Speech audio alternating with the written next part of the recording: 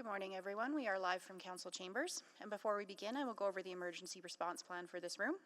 In an emergency, everyone must evacuate through the nearest safe exit. Those seated in the gallery will take direction from security, and Council will take direction from the clerk to evacuate the room. After evacuating, please proceed to a stairwell, take the stairs to ground level, and evacuate the building through doors marked emergency exit and go to the muster point. Do not take an elevator or walk through the city room. Anyone with limited mobility should identify themselves to security or the meeting clerk, and please speak with security or the meeting clerk if you require first aid. Thank you.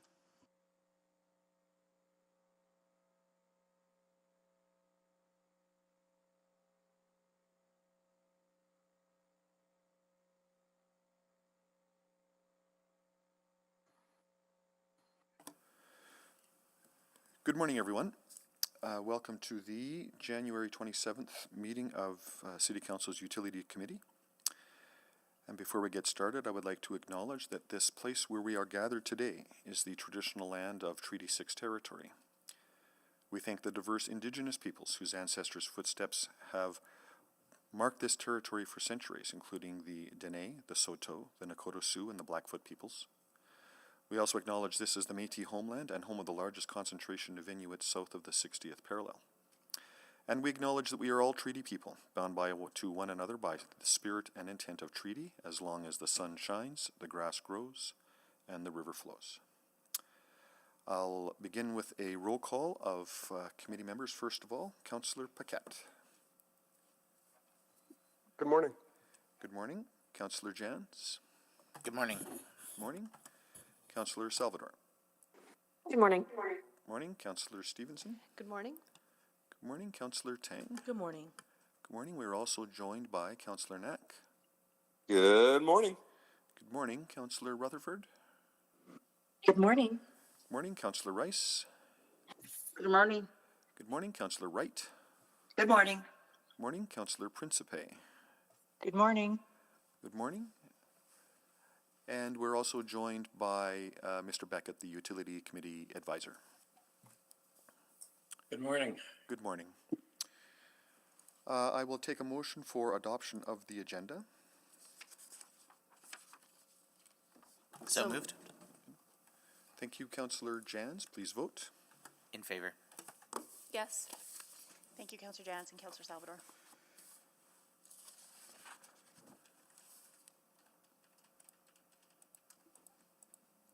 We have all the votes. Please display the vote. That is carried. Approval of the minutes of the previous meeting. I'll move approval of December 13th, 2024 Utility Committee. Thank you, Councillor Stevenson. Please vote. Yes. Thank you, Councillor Salvador. Yes. Thank you, Councillor Jans. We have all the votes. Please display the vote. That is carried. Protocol items. We have two today. I will present the first one. So first of all, I'd like to recognize that today is International Holocaust Remembrance Day.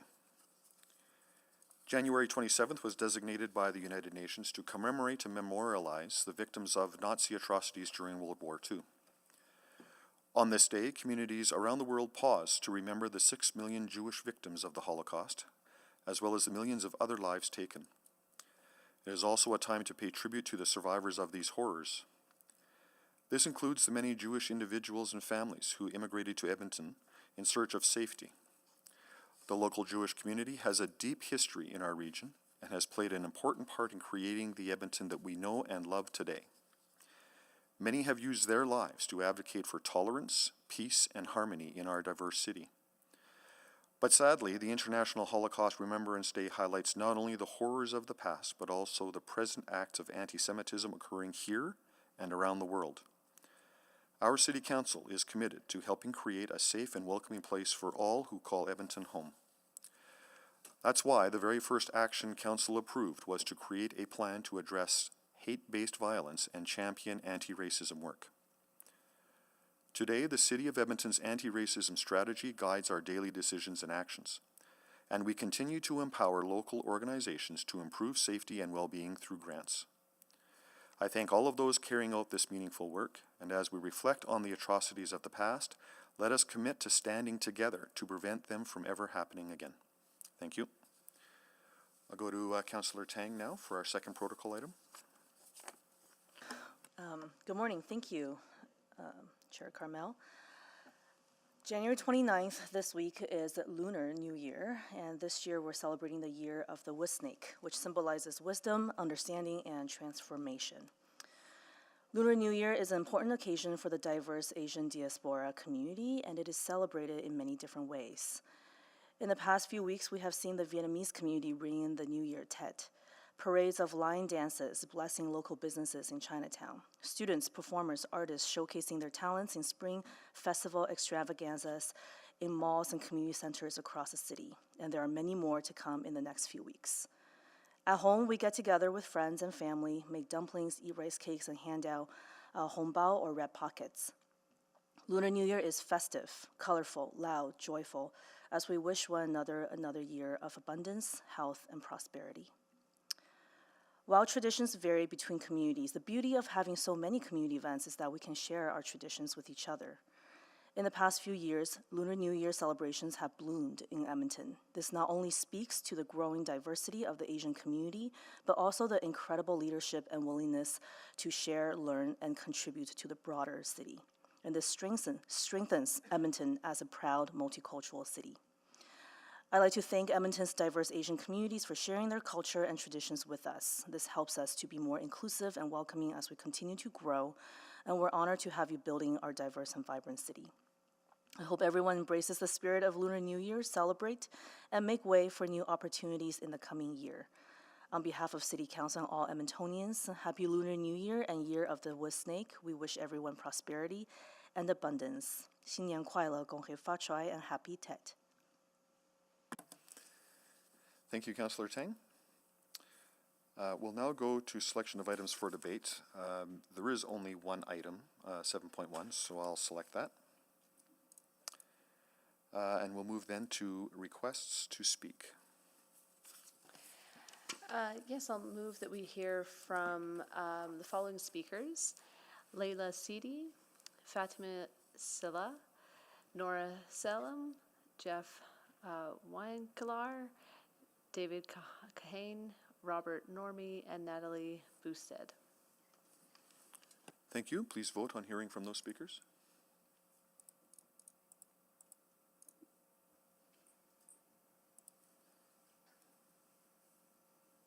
We have all the votes. Please display the vote. That is carried. Are there any councillor inquiries this morning? Not aware of any, so that takes us then to item 7.1, EPCOR Water Services 2025 Operational Plan. Good morning, welcome. Please proceed. Good morning. Good morning, councillors. My name is Saqib Chaudhary. Can we bring the presentation up, please? Thank you. My name is Saqib Chaudhary. I'm the Director of Regulatory and Business Planning for EPCOR Water Services.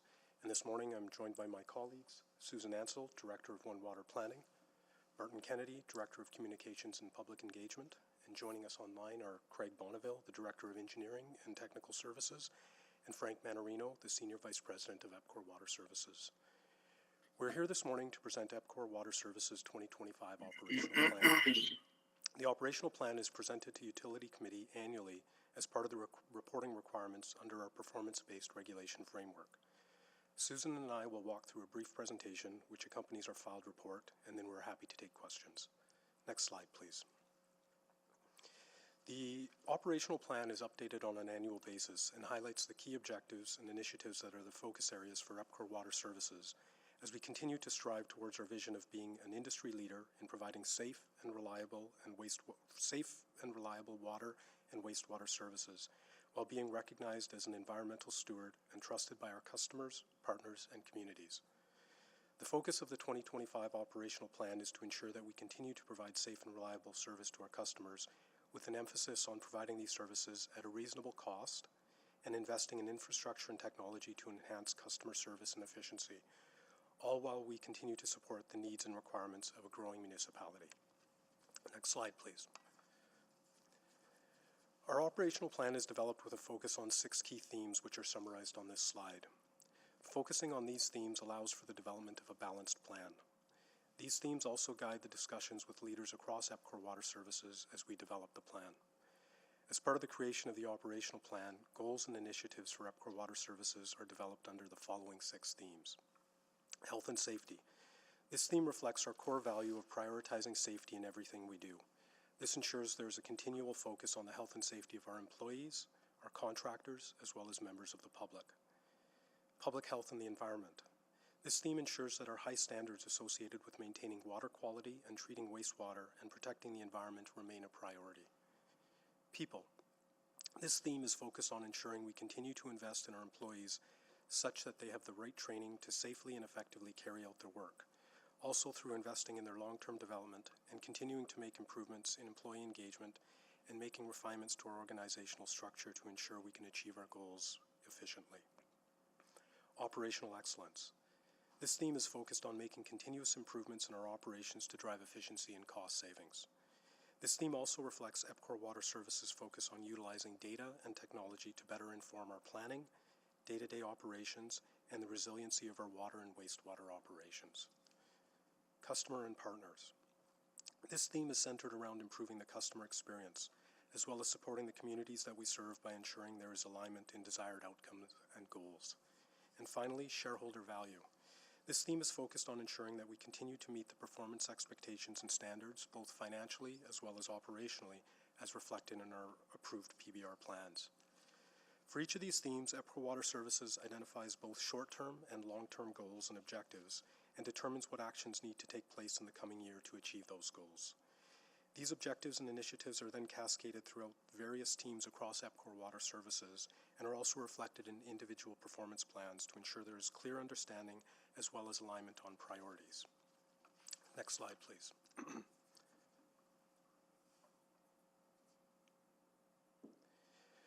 Our operational plan also facilitates the effective delivery of our capital program. This slide provides a high-level summary of the capital investments EPCOR Water Services will make over the coming year. In 2025, we are planning to invest $470 million across the water and wastewater systems. The majority of our investments in 2025 will be focused on reliability and life cycle replacement projects to ensure the ongoing reliability and resiliency of our systems. Examples of some of the larger investments in this category include projects associated with flood protection at our water treatment plants, investments relating to the renewal of aged infrastructure in our wastewater collection system to address odor and corrosion, and required electrical upgrades at our Gold Bar wastewater treatment plant. The next largest category of investment relates to those that are required to support growth and city requirements. In addition, this category also includes the required investments in dry ponds and low-impact development that contribute to the SLOW theme in our Stormwater Integrated Resource Plan.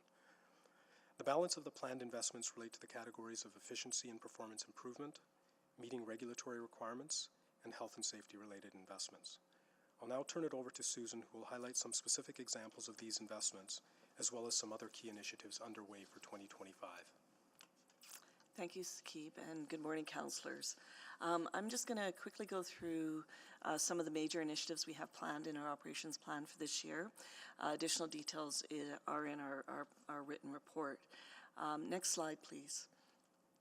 So first of all, we're continuing our approach of using an integrated resource planning approach that considers multiple adaptive approaches to optimize capital and operational expenses. Our plans have incorporated the growth forecasts for the Edmonton and the region for both residential and commercial developments, as well as considering reliability and our aging assets. Climate resiliency and environmental goals are also considered in the development of these integrated resource plans across the One Water cycle. In 2025, in particular, we'll be focusing on our 5-year cyclic update of our potable water IRP, considering changes in the environment since the last update in 2020, and most particularly the updated zoning bylaw and changes in the growth approaches. We are also developing our first standalone Clover Bar Solids Recovery Facility IRP, considering the unique operational aspects of this facility that supports both EPCOR's wastewater treatment plant and Arrow's wastewater treatment plant, and the increased expansion of beneficial reuse of the supernatant and nutrients that are processed at this facility. Next slide, please. As Sakib mentioned, we have significant capital investment in protecting our communities against flooding. So our projects at the water and wastewater treatment plants, which involve the construction of flood barriers at Rossdale Neil Smith, that construction is underway. We're in the process of our concept design for Gold Bar wastewater treatment plant and the flood barriers and outfall gates that will be required there. And then also looking at relocating critical assets and installing floodgates where appropriate to protect the treatment plants. In the linear system, we have numerous dry pond projects in various stages of development, as well as continuing to promote and invest in low-impact development and property floodproofing. I'll talk a little bit more about that in the next slide. We also are continuing with our inflow infiltration, reduction strategies, and smart pond initiatives. Both of those will improve the overall ability of our system to accommodate the growth planned for the city. Next slide, please. Our big item that is launching in May of this year is our new stormwater rebate program, which we are calling RainWise. It is basically a number of different subsidies and rebates available for customers to install low-impact development on their properties to better manage the flow of stormwater off impervious surfaces. There's various types of basically investments that can be made by the individual property owner, and our website is now live with information on those investments, and the applications will start to be accepted in May for that investment. Next slide, please. We also continue to work very closely with the City of Edmonton's urban planning team in aligning the growth of city plan and as well as in the region. So we continue to focus on water conservation to make capacity in our system. Also looking at how we can best leverage the Housing Accelerator Fund and the Canadian Housing Infrastructure Fund grant opportunities that are out there to remove barriers to growth.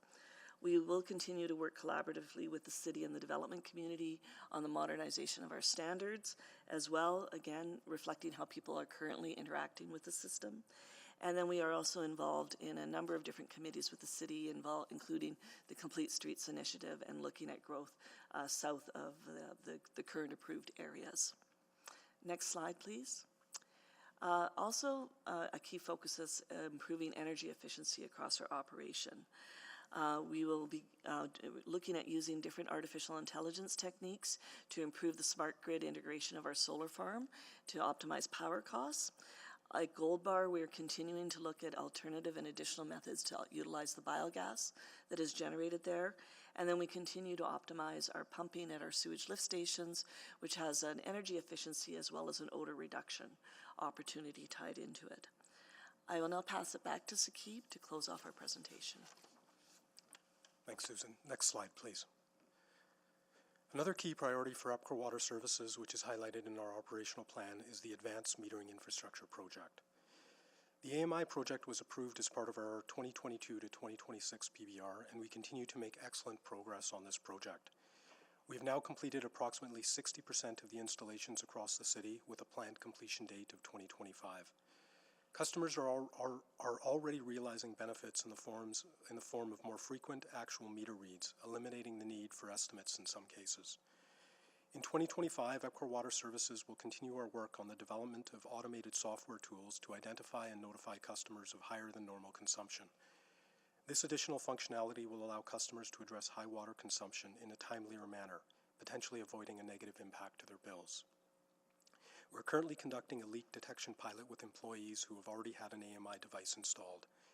Given the complexity and size of the AMI installation, it is expected this additional functionality will be available to customers in either late 2025 or early 2026.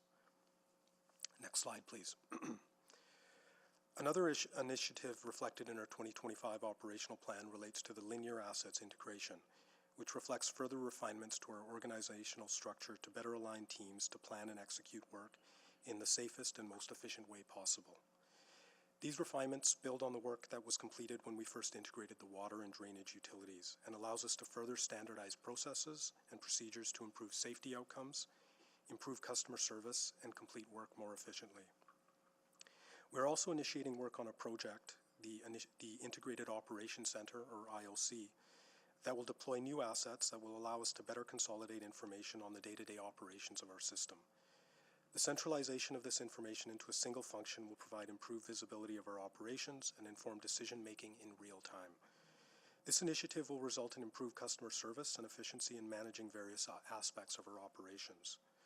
Supported by the Linear Assets Integration, the Integrated Operations Center will support a customer-focused organization dedicated to managing distribution and collection system issues, optimizing restoration of services during unforeseen events, and proactively identifying and addressing issues that impact customers.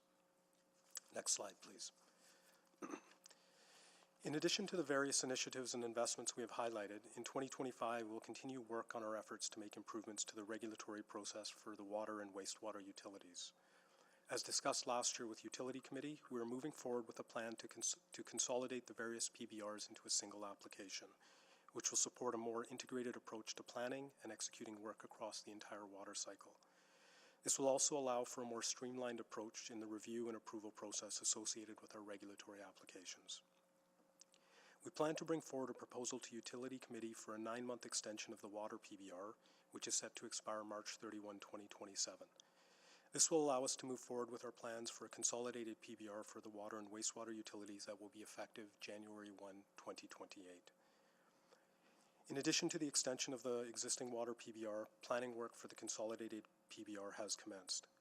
We're in the process of developing a detailed work plan that we will bring forward to Utility Committee in 2026, and in support of this plan, we will be working closely with City Administration and also incorporating the various recommendations from Utility Committee coming from the review of our 2025 to 2027 wastewater services PBR. Focus areas for the consolidated PBR include public consultation, affordability, rate design, and the prioritization and coordination of capital across all of the water utilities.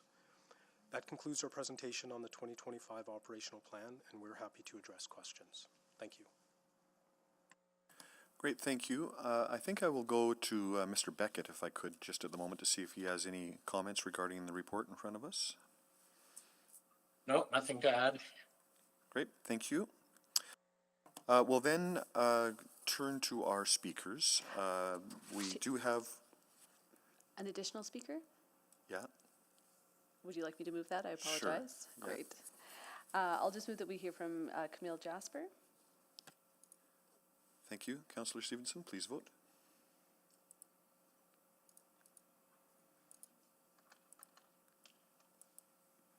We have all the votes. Please display the vote. That is carried. So as we begin our discussion here today, I want to share Council's expectations for the conduct of everyone participating to ensure a safe and inclusive environment and workplace. These expectations apply equally to both in-person and virtual attendees.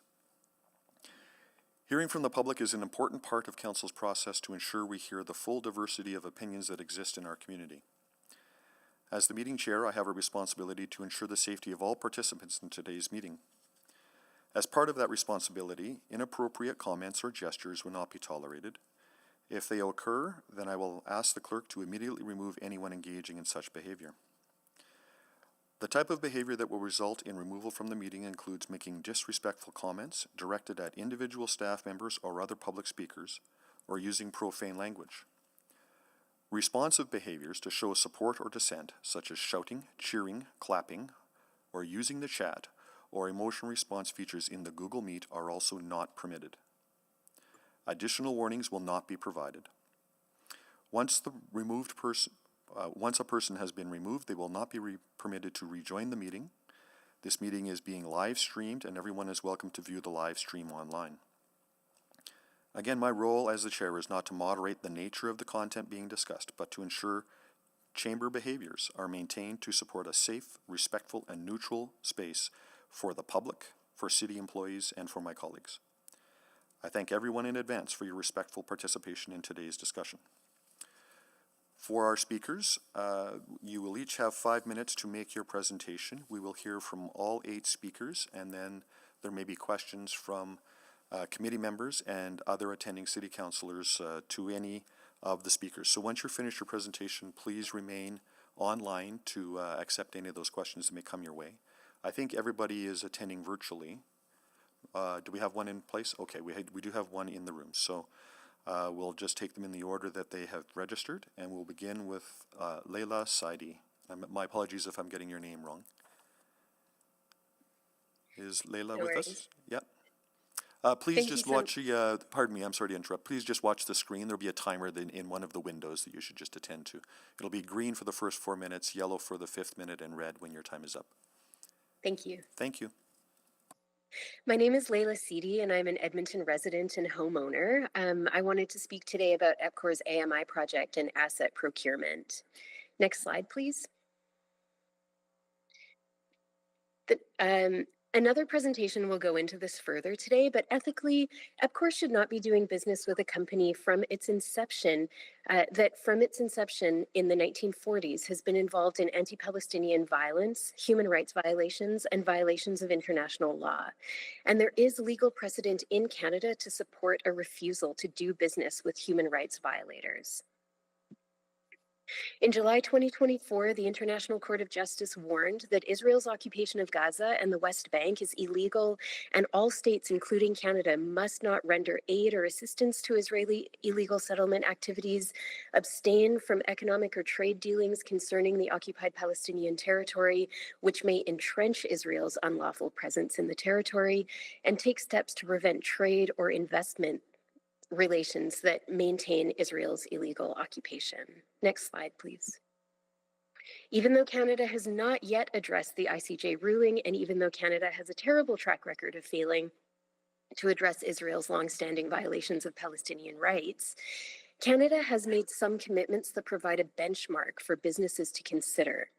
Promoting respect in human rights and international law, saving lives and alleviating suffering, especially for vulnerable citizens, a just solution to the Palestinian refugee issue, and recognizing that Israeli settlements in the West Bank violate the 4th Geneva Convention and are illegal under international law.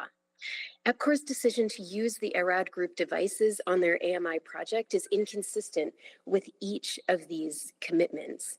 Under international law, Canada is obligated to prevent trade that assists in Israel's illegal presence in the West Bank, and reasonably, this would include not doing business with a company that is supplying infrastructure that allows Israel's illegal settlements to continue and that violate Palestinians' rights. Next slide, please. Canada's position on supply chains is that even though Canadian businesses and government departments that import goods don't control the global supply chain, they still have the power and responsibility to make ethical decisions about it. Next slide, please.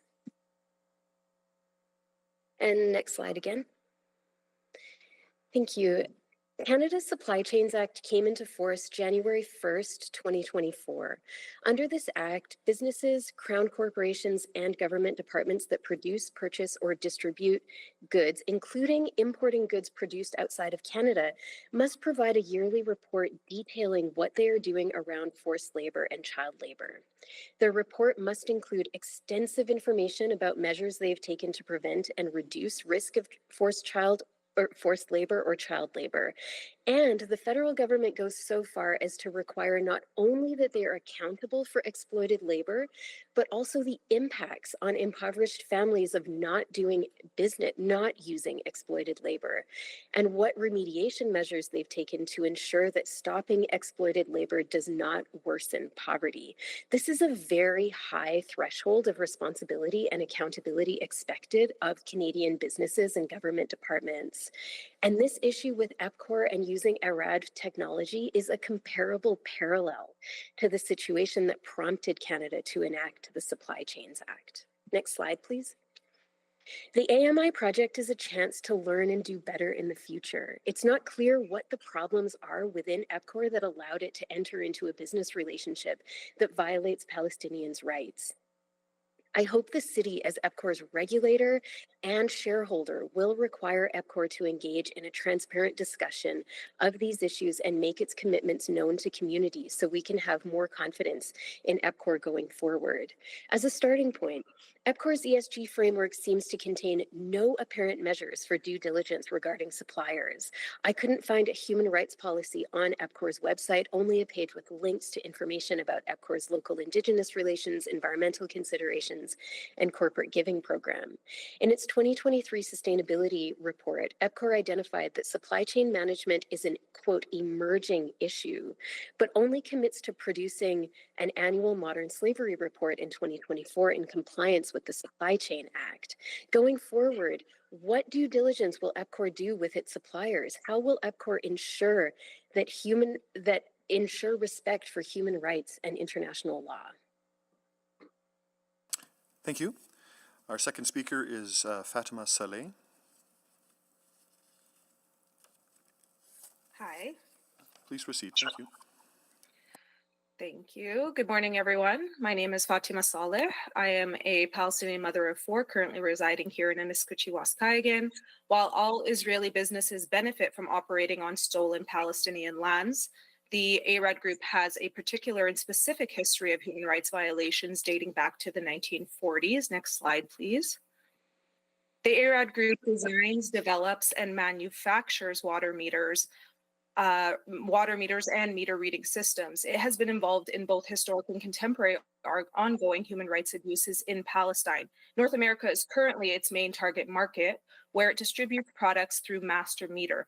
Master Meter is a wholly owned subsidiary of the ARAD Group. ARAD supplies Israeli West Bank settlements with water infrastructure, violating international law and providing technology used to criminalize Palestinians for accessing their own water.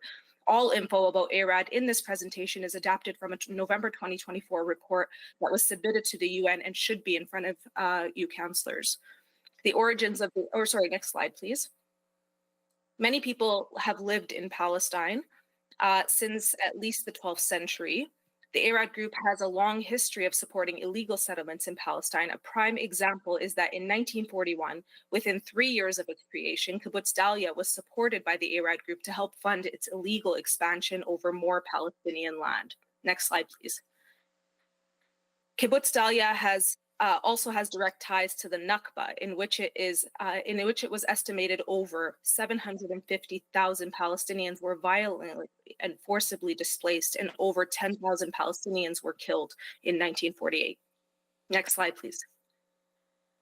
Marikah is Israel's national water company. It harvests and distributes water, including in the West Bank. Israel practices water apartheid, stealing and holding Palestinian water for Israeli use and destroying Palestinian water infrastructure, and refusing water access altogether or selling it at exorbitant prices. The UN and the International Court of Justice have named Meqorat as violating Palestinian rights.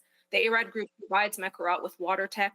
ARAD describes itself as essentially the only supplier of water measuring systems in Israel and states its tech covers all Meqorat's consumer endpoints. ARAD meters are used to criminalize Palestinians who have no choice but to access without authorization. Next slide, please. The ARAD Group advertises its products as reducing non-water revenue. This means water that utility companies are not making money from. In Canada, this is primarily leaks. In occupied Palestine, where Palestinians denied access to water may have no choice other than to create their own access to Meqorat lines. The ARAD Group highlights their devices as preventing Palestinian access. Even though water apartheid violates human rights, Palestinians trying to access sufficient water are the ones criminalized for taking water from Israeli-only water infrastructure. Using data from ARAD Group's devices, Meqorat works with Israeli police and military to arrest and imprison Palestinians accessing water without authorization. Next slide, please. While the ARAD devices are used to criminalize Palestinians, they also support water infrastructure in illegal West Bank settlements. ARAD devices have been documented in Ma'on, a Jewish settlement which repeatedly expanded by seizing privately owned Palestinian land, both through direct force, including setting fire to crops, and by making life untenable for Palestinians by cutting off road access and daily attacks, including against children who are just walking to school. According to a New York Times article, Ma'on luxuriates in water piped in by the Israeli authorities, while the nearby Palestinian village of Tuba struggles to collect rainwater. Next slide, please. The ARAD Group's violations of Palestinian rights and international law are well documented and readily available online. Any reasonable due diligence would have uncovered this information. Even if EPCOR didn't know about the ARAD Group before it started the AMI project, community advocates made EPCOR aware of the issue starting in August 2024, yet EPCOR still forged ahead. EPCOR has not acknowledged that it is doing business with a human rights violator and has not proposed any reasonable remedies. All it has offered is an individual opt-out that keeps the vast majority of its consumers unknowingly opted in to its complicity in human rights violations. The EPCOR's response to community concerns does not address the root problem. EPCOR is doing business with a human rights violator and has insisted on forging ahead with the AMI project instead of exploring reasonable alternatives.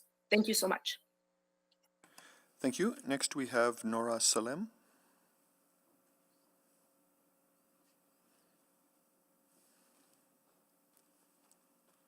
I think you'll have to, my apologies, I think you'll have to cross over to that over there. Yeah.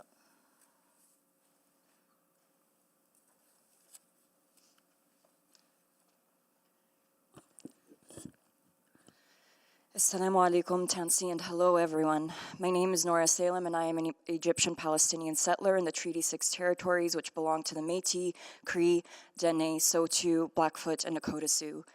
I'm here to urge the Utilities Committee to consider the impact EPCOR's actions have, both locally and abroad, and offer actionable motions that can be implemented to mitigate the harm done. Let's first address something that City Council and EPCOR seem to have forgotten. This city's population includes Palestinians, many of whom, like myself, have been witnessing our relatives fighting to survive. Not just in Gaza, and not just since October 7th. For many of us, it's been a lifetime of atrocity after atrocity, of grieving loved ones murdered or held hostage, while an illegal occupation calls them prisoners, and Western governments call us anti-Semitic for speaking the truth and demanding justice. This is why we are not taking EPCOR's decision to directly support the Israeli economy lightly, and neither should you. Apparently, the International Court of Justice is not a high enough authority to sway you, who they mandated, and I quote, that you must not render aid or assistance in maintaining the situation created by Israel's illegal presence. They are speaking to you directly, the municipal government. Despite the ICJ ruling, despite EPCOR being made aware of its complicity in human rights abuses and war crimes, and despite a report detailing their complicity being submitted to the United Nations, EPCOR still refuses accountability for their unethical procurement of Israeli-made water metering devices. Edmontonians of all backgrounds have been demanding amends for the last 6 months. Instead of taking accountability and engaging with the community, EPCOR has provided inconsistent messaging and behavior regarding the option to opt out. They've threatened service disconnection to those who refuse installation of the new meters in their homes, and they act as if adjustments to their opt-out fee is recognition of the harm they've done.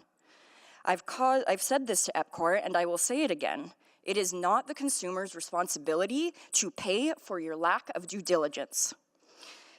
The reduced $25 a month fee is unacceptable. For many, including myself, that $300 a year, that's what it amounts to, is better spent supporting our family members who are trying to survive the ongoing apartheid and genocide committed by the occupation EPCOR supports. Financial barriers like the opt-out fee effectively turn our charter-protected right to boycott into a privilege accessible only to those with the means who to pay. Penalizing local residents for making an ethical decision is especially egregious given EPCOR's monopoly in Edmonton's water utilities. Ironically, water access monopolies are central to oppression in Palestine. Israel's national water utility, Mekarot, holds the monopoly on water access in the occupied Palestinian territories. By limiting water access to Palestinian but not Israeli settlers, the occupation enforces water apartheid. In the regime's cruel efforts to ethnically cleanse the indigenous population, they have even made it illegal for Palestinians to collect rainwater, claiming that raindrops are property of the Israeli Authority. The ARAD group, which manufactures EPCOR's new AMI devices, was named in a 2022 report by Palestinian human rights organization Al-Haq. The report highlights companies complicit in violating Palestinians' rights to natural resources. ARAD is criticized for providing technology and support to Mekarot, who in turn enforces water apartheid. This underscores ARAD's role in sustaining human rights abuses against Palestinians. EPCOR's claims that there are no other AMI alternatives remain unverified, as they have failed to provide third-party reports to confirm this. Reports which EPCOR promised to the community in a meeting on September 12th, 2024, and in multiple phone calls that I have made. If EPCOR is telling the truth and has nothing to hide, where is this information? Why is it being withheld? In closing, I'm asking the committee to find it in your conscience to act in accordance with international law by passing the following motions. First, waive the $25 a month opt-out fee. It is completely unreasonable. Second, mandate EPCOR provide transparent information to the public regarding the problematic Israeli-made devices and outline clear opt-out methods available to the public. And lastly, obtain and review EPCOR's procurement policies to ensure compliance with international law so that these unacceptable decisions are not made again. Edmontonians deserve ethical utility practices and accountability from their sole water provider and their city councillors. Thank you. Thank you. Before we proceed further, I would like to welcome and acknowledge the presence of grade 6 students from St. Thomas Aquinas School and their teacher, Miss Koskinen. Is Miss Koskinen up there? Yeah. Good morning, everyone. Thanks for attending City Council today. St. Thomas Aquinas is in Ward Ipikuka Ipiotsi, and your councillor is Councillor Rice, and she's on the screen. I'm not sure if she's in front of her camera or not. Hi, good morning, everyone. There we are. Thanks for attending. We're talking about how EPCOR manages your water services and having an update and a conversation around how that work is done. We'll go to our next speaker, Mr. Jeff Winkler. Please proceed. You have 5 minutes. Okay, thank you. Welcome. Can you hear me okay? Yep, you're fine. Go ahead. Okay, good. Yeah, my name is Jeff Winkler, and I am a longtime Edmonton resident and a longtime customer of EPCOR. First, I want to acknowledge that I agree it is somewhat peculiar, to be dealing with an international issue at a municipal council meeting. But this, of course, is occurring because EPCOR has chosen to use an Israeli company as part of their new water meter reading technology. I also became aware of this last summer when it came to light. The master meter device being used by EPCOR is distributed, as people have already mentioned, by the ARAD Group, an Israeli company, and ARAD has an extensive record of providing services to settlements in the occupied territories. As people have said, the settlements are at the crux of the military occupation of Palestine. They are basically the vehicle of occupation, and they have long been illegal under international law. People have already commented on the participation of ARAD in water apartheid within Palestine and Israel, but I want to focus my comments on the illegality under international law of collaborating with companies such as ARAD, and this has already been spoken to some degree. Last summer, in July 2024, the International Court of Justice concluded that the Israel occupation of the West Bank and Gaza is illegal, and their ruling said that Israel needed to acknowledge the wrongdoing and provide restitution for severe damages suffered by Palestinians. Canada is a signatory to the ICJ, and furthermore, such countries and entities must respect international law, and they cannot assist the ongoing occupation in any manner. While international law lacks an enforcement mechanism, it is still incumbent on companies like EPCOR to adhere to it. It is hard to believe that there is not an alternative to using a company like ARAD that is in violation of international law.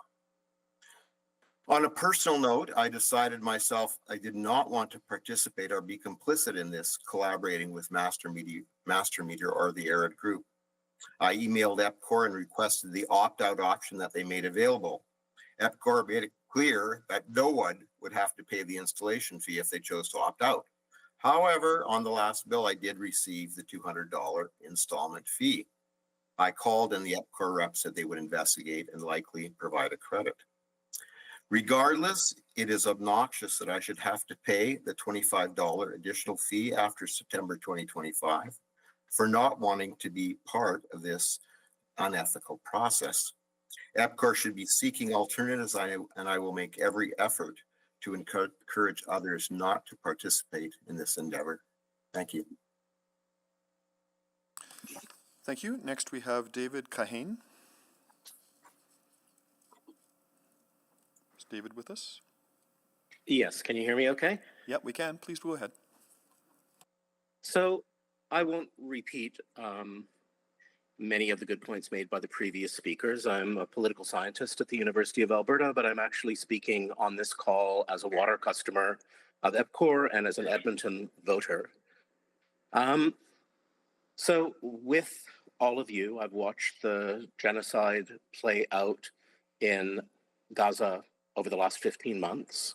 It's not just me calling it a genocide, it's the International Court of Justice calling it a plausible genocide, it's Amnesty International, it's many other human rights bodies, including Israeli human rights bodies. We've watched soldiers mugging on TikTok and on video, including as they blow up water infrastructure in Gaza. We've watched starvation and thirst in Gaza. And so these issues have been very much on my mind, even as we've also watched the intensification of violence in the West Bank. And so it's gutting to watch this from so far away. It's gutting to watch my Palestinian friends and co-citizens of Edmonton lose family member after family member after family member. And so I'm attuned to these issues, and they're painful. And as was noted, these aren't typically issues associated with municipal politics, except insofar as there have been weekly demonstrations and there's been controversy over policing. I guess this will come up in connection with the public spaces bylaw, but I won't go into that topic. So anyhow, I write letters and I think about where my vote goes, and I try to use my own power as a consumer not to support the genocidal attacks and not to support the dispossession of Palestinian people. And so just 2 days ago, I got my notice from EPCOR saying that my electronic meter reader was going to be installed. If I wasn't already paying attention to these issues, I wouldn't have known that what I was being invited to have installed was an Israeli manufactured meter made by a company with all of the forms of complicity and violations of international law that others have spoken to. And so I will refuse, and I will be charged $25 a month for that refusal. EPCOR is doing nothing, having made a really unethical procurement decision, a bad mistake. They are doing nothing to let Edmontonians know that they are about to become complicit in this support for violations of international law by accepting the meter. And they are charging those who inform themselves on a monthly basis to opt out.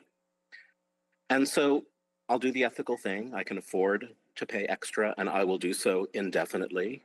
But as others have pointed out, it's a dereliction of ethical procurement practice for EPCOR to have signed on to these meters.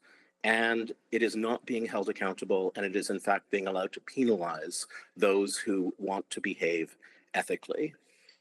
For those who've been paying attention to the news around the attacks on Gaza and the West Bank, the attacks on Palestinians, it can't have escaped our notice that South Africa has been one of the most active nations in opposing this.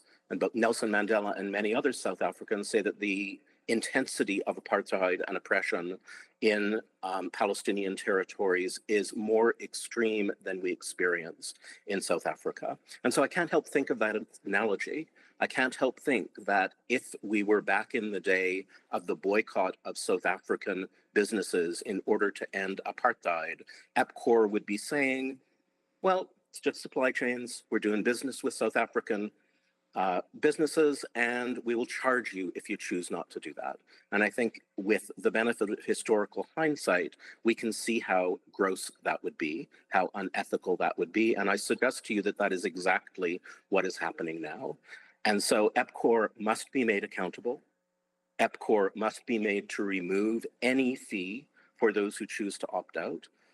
In being accountable, EPCOR should be letting customers know that they can opt out and why some are choosing to opt out.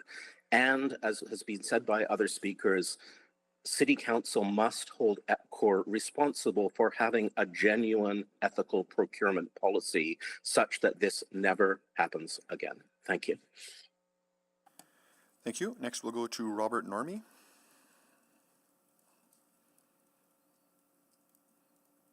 Is Robert with us?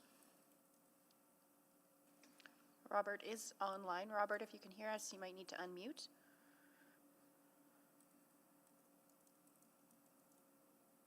No, we still can't hear you, Mr. Normie. You need to unmute your machine.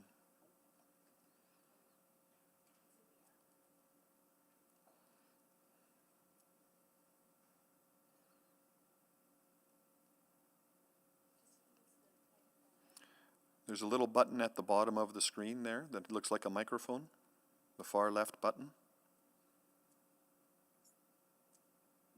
If it has an X through it, you have to click that off.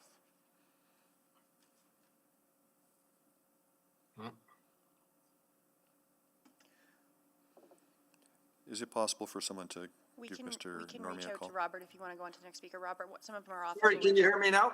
Oh, yeah, we can. Yeah. I'm sorry, my mistake. So yes, I'm Robert Normie. I'm a homeowner here in Edmonton. I'm a member of the Alberta Bar.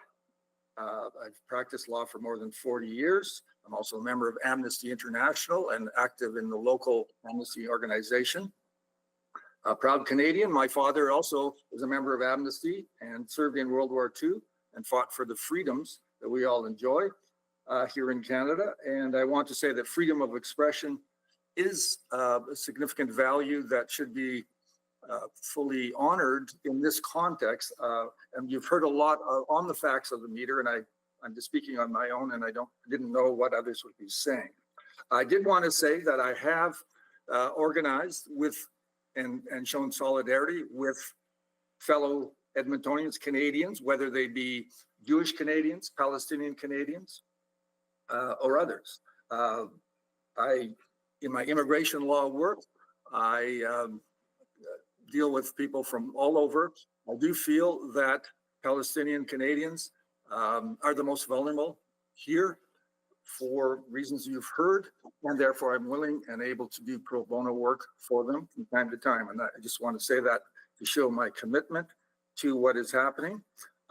With respect to the installation of the new water meters, as others have said, I was not aware that a meter was going to be installed in my home and that it would be from the Arad Group, an Israeli company that practices in the occupied West Bank, the illegally occupied West Bank.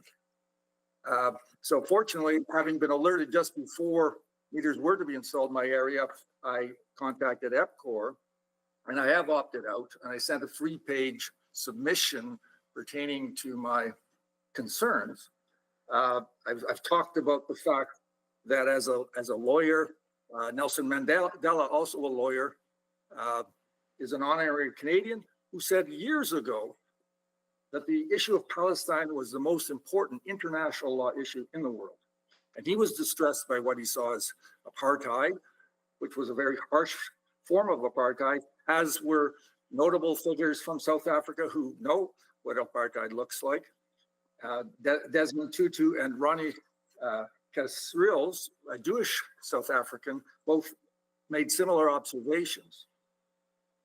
And we see here today that the Arad Group has been long practicing in the occupied Palestinian territories. And with that July 2024 definitive ruling by the world's highest court, the International Court of Justice, we are all aware, or should be, that that entire occupation is illegal, and all states are expected to act accordingly and to take serious measures. That would include certainly governments in Canada and the city of Edmonton, which is the owner and sole shareholder of EPCOR.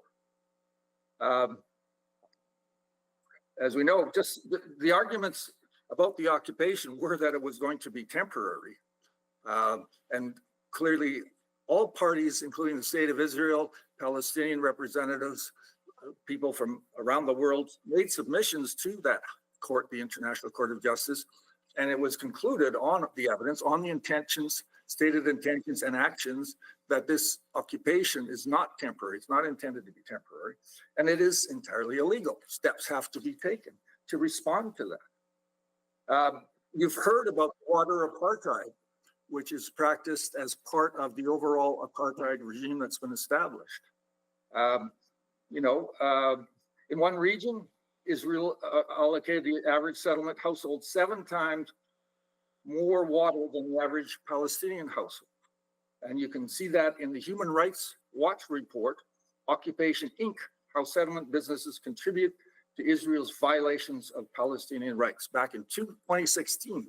So this is an issue that has been going on and understood, reported, dealt with for some years. And I wanted to say that Human Rights Report, including Amnesty's reports, Human Rights reports, B'Tselem, the leading Israeli human rights group, these are not opinion pieces. These are painstakingly and carefully, thoroughly investigated, and a report is filed with due awareness of the principles of international law. And I have read 10 reports about the apartheid regime as established by Israel. So we've known this for some period of time. Great, thank you, Mr. Normie. That's your 5 minutes. Appreciate your contributions. Thank you. Next, we have Natalie Boosted. Hi there. Hi there, please go ahead. Okay, my name is Natalie Bousted. I'm a concerned Edmonton resident, and I'll be talking to you about some realistic remedies regarding EPCOR's AMI project. Next slide. So the problem, has been outlined by several speakers today, is that EPCOR's AMI devices are made by the Arad Group, which is an Israeli company with a long history of violating Palestinian rights. EPCOR has not proposed a reasonable remedy such thus far. Instead, it has suggested individuals who object can opt out if they pay $300 a year. An individualized opt-out does not address EPCOR's responsibilities. Because EPCOR has not openly communicated with its customers, most households are unaware of the issues on the opt-out option, and EPCOR's solution is not addressing the people who are most impacted by this decision, Palestinians. Next slide. So in planning for the future, as the Supply Chain Act shows, economics are not the only consideration. Baseline ethics trump getting the cheapest option. Capital costs of system replacement are part of a utility company's business. EPCOR will have to face costs at some point, as the existing platform is already 11 years old. Why not commit now to a solution that is human rights compliant? EPCOR's accountability is not only to its customers. As per the Supply Chain Act, businesses are also responsible to people affected by their actions. How will EPCOR make sure it isn't normalizing doing business with human rights violators or advancing the Arad Group business? Will EPCOR notify Landis & Gyr or the Arad Group of its concerns? Will it speak to other utility companies? Will EPCOR become a leader in human rights and use its learning from this to help move the sector forward in a positive way regarding human rights compliance? Next slide. Here are some achievable remedies. So number one, you could pause the project. As long as EPCOR is forging ahead, there can't be any real consideration of possible alternatives. The existing system still works. This project is not an emergency. 2, accept responsibility. Stop framing this as EPCOR kindly accommodating individual customer preferences. Just like they aren't allowed to take advantage of forced labor or child labor to reduce their costs, EPCOR must respect human rights in other ways, as well as complying with international law. Number 3, inform customers. Currently, EPCOR's communication has just been that customers must provide access to install an AMI device. Most people don't know the AMI supplier has engaged in human rights violations and are unaware that there is any option to object. Number 4, explore alternatives. In September 2024, concerned community members asked EPCOR for independent verification of available options. EPCOR has never provided this information.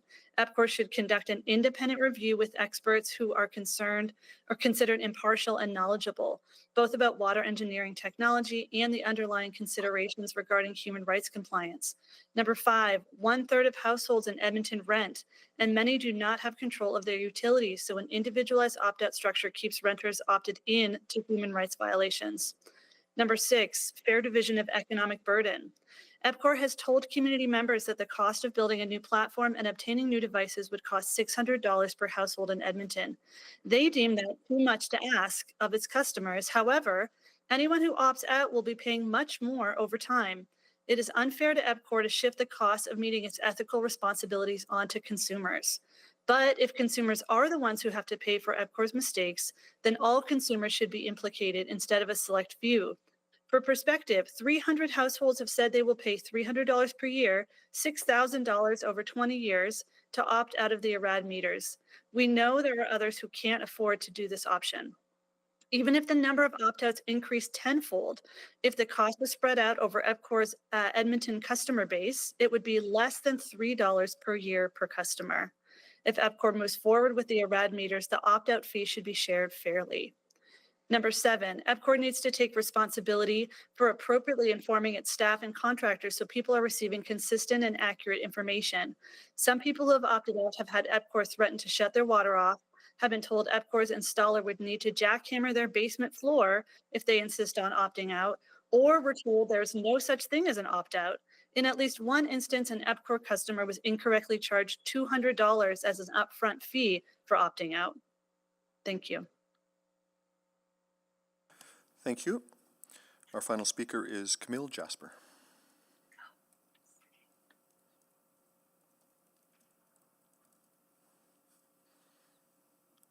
Is Camille with us? There we go. Please go ahead. You have 5 minutes. Thank you. Thank you. I had a slide deck, but it might not have arrived on time, which is fine. I can also speak to it. Let's just It's great. maybe just hold on a sec. Do we have that We're slide just deck? pulling it up. Yeah, just give us a Yeah, moment. okay. We'll pause your time and we'll just get the technology. I'll start without it. I know what it says, and I'll just do my introduction. Okay, carry on then. So my name is Camille. I'm a former employee of EPCOR. It's really good to be back here seeing all of you. My name is Camille. I'm a settler on Treaty 6. As a former EPCOR employee, I did write the business case for this AMI project, as well as the entire 22 to 26 PBR application for water. At EPCOR, I advised on their strategies, investment strategies, climate strategies, essentially like ensuring we had hit our net income target. And then, of course, I also advised the city on your climate policies as co-chair of the Edmonton Energy Transition and Climate Resilience Committee. I was one of 15 experts. I'm sorry, Ms. Jasper. I'm sorry to interrupt you. Something's going on your side. You're repeatedly asking to put your hand up. Maybe you can wiggle your mouse or something. Yeah.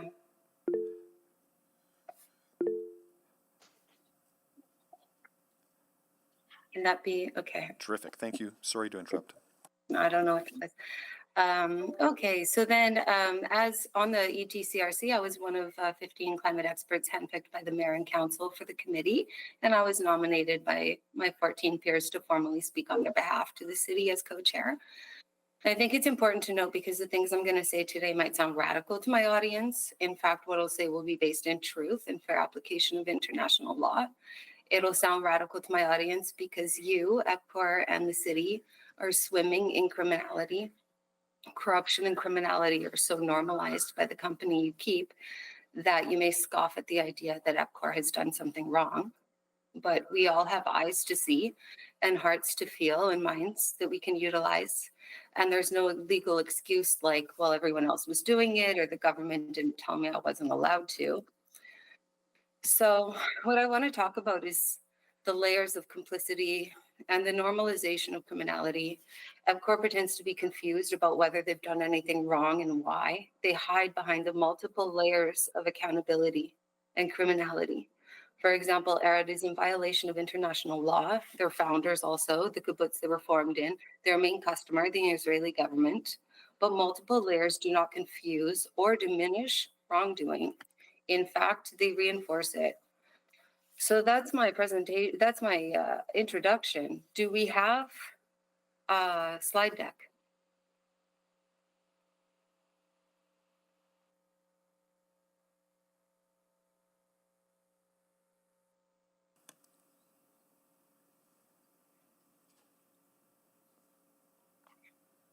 There, I think it's up now.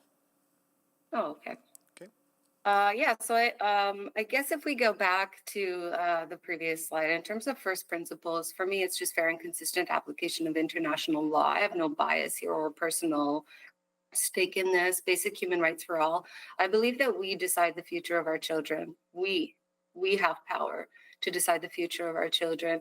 And also there's this regulatory compact, which others have addressed, but basically as a natural monopoly, the water utility has an obligation not to force its customers into anything that they wouldn't willingly agree to, whether that's exorbitant prices or complicity in genocide. So next slide, please. So in terms of these layers of criminality, these include Israel, the state, Canada and its sanctions list, which EPCOR hides behind, Southern Water, which has also been complicit in genocide through installing ARAD meters. And there's a relationship there, a link that I think needs to be explored in terms of Oracle and the cloud and technological obsolescence and some of our cloud-based, moving toward data and efficiency. Like, what is that all about? In terms of the pension fund, PSPP, which is managed by AIMCO, and AIMCO is now led by Canada's #1 war criminal, Stephen Harper, through his company AWZ. The anti-BDS laws. Oh, I'm sorry, Ms. Jasper. You may have missed the code of conduct thing that I read out earlier, but we're not going to attribute characterizations like that to people that are not here, and we're not going to do that generally. Accusing people of being war criminals is just not permitted. So I'm going to ask you to refrain from that for the remainder of your presentation, or we'll just have to cut it off. Thank you. Thank you for your correction. Anti-BDS laws in jurisdictions that the city has given EPCOR license to invest in, and the ARAD group itself. Next slide, please. In terms of anti-BDS laws, this is in jurisdictions in the USA where I think EPCOR might be hoping this whole thing dies down. Maybe the genocide's over, it's going to go away, but it's not. So Trump right now is coming out calling for Gaza to be cleaned out and for Palestinians to go to other countries. Next slide. There's an ICC warrant out for Netanyahu and Mr. Gallant, which say that they bear criminal responsibility for crimes of war crime of starvation as a method of warfare, crimes against humanity, murder, persecution, and other inhumane acts. So that's with respect to Israel. Next slide, please. Of course, there may be a ceasefire in Gaza, but they are just starting in the West Bank, where ARAD is operating. Next slide, please.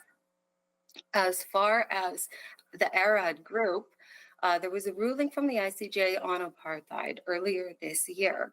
And there they say that states party to the Geneva Convention, such as Canada, are obliged to punish and under obligation to track down those responsible for committing or ordering such offenses. Next slide, please. I'm quickly running out of time.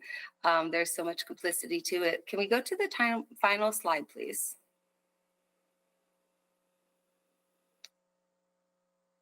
I can share this slide deck. It very clearly outlines the criminality of AWZ and of each of the parties previously listed. In terms of rectifying this particular situation, in addition to getting external counsel to provide a report detailing all legal and available measures to comply with ICJ rulings, in addition, EPCOR should take a hit to their net income for misconduct, a maximum of either $2 million or whatever their net income would have been from addressing this issue earlier should be donated straight to UNRWA or a comparable contribution to the Gaza rebuild. Thank you. Great, thank you. Thank you for your presentation. That completes presentations from speakers. Before we continue, I would just like to acknowledge that we've been joined by Mr. Sharkey's grade 6 students from Thomas Aquinas School. Good morning. Thank you for joining us. We are discussing the very exciting topic of how the water system works. So glad you could join us here today. Thomas Aquinas School is in Ward Ipikuka Ipiotsi, and your counselor is Counselor Rice. And I think she's joining us online today. Not sure if she's in front of her camera at the precise moment or not. But in any event, we welcome your presence here today, and thank you for joining us. It's nice to see you. So we will go to questions of our speakers in a moment. In preparation for this meeting today, I had several conversations with the clerk, the city clerk, and with our city solicitor and our law branch. There is no doubt that the relationship between the city of Edmonton and EPCOR is a little complicated. We wear different hats in different places. Procurement, selection of materials, actual operating of the system is the responsibility of the management of EPCOR. The management of EPCOR responds to the board of EPCOR, and the board of EPCOR has a relationship with the shareholder of EPCOR. The regulatory authority, the regulatory mandate of Utility Committee does not allow directive motions into these spaces. So we can continue the conversation, but effectively this presentation today is a courtesy of EPCOR to the City of Edmonton. In the same way that we cannot direct the procurement activities of any other private entity. That's not the authority in front of us at Utility. Appreciating the complexity of the relationship, we will continue the conversation because it will inform discussions in other places. But any directive motion that comes out of this conversation today is out of order. So if there's any further questions on that, we do have a representative of the law branch to speak to that. But that is the advice before us. And I wanted to make sure that we are all aware of that, particularly my council colleagues.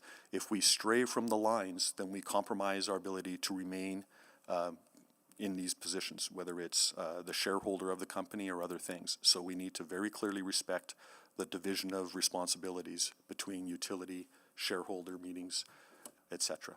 So I just ask you to keep that in mind before we inadvertently make commitments in the conversation with our speakers that we can't keep. Go to the speakers list now. Councillor Jansen. Thank you. Maybe ask questions of legal? Absolutely. Yes, absolutely. Legal's in the... Oh, well, tell you what. Yes, we can. However, we should follow our protocol and speak to speakers first. So last speaker. Okay, sure. I'm happy with that. Okay. Any questions for our speakers?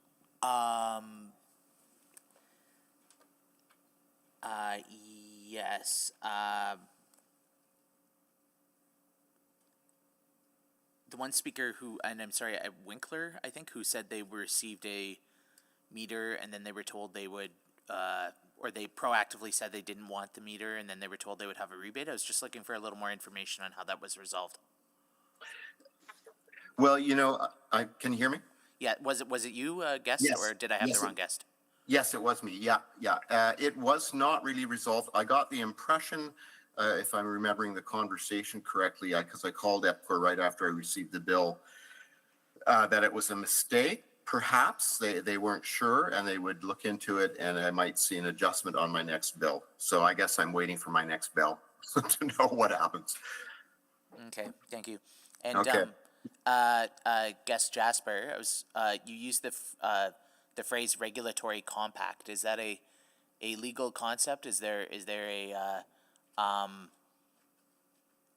more going into the application here that we should be interrogating, or could you elaborate on your presentation there?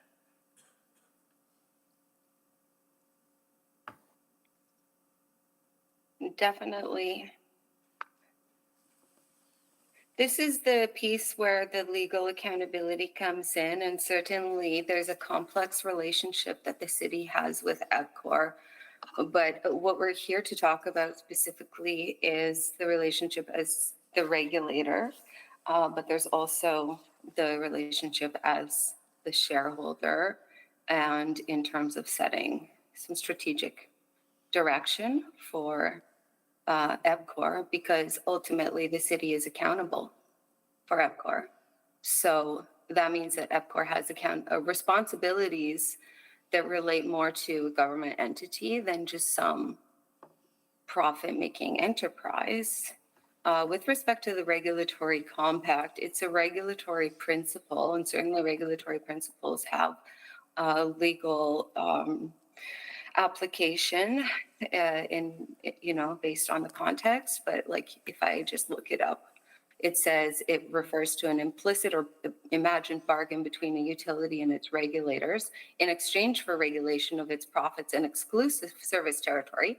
The utility agrees to prudently invest sufficient capital to serve all demand within that territory.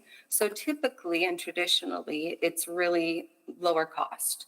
But that's being challenged in recent times, as you know, even before the AUC and things with respect to addressing some of the more modern issues, include climate change or equity or other social issues, or like complicity in genocide, which, sorry, but is a war crime.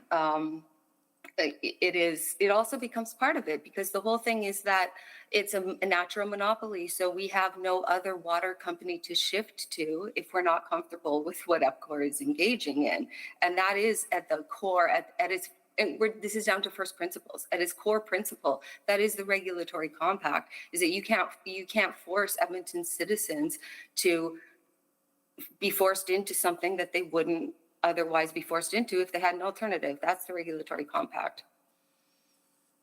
Okay, so I can certainly ask further questions about that. I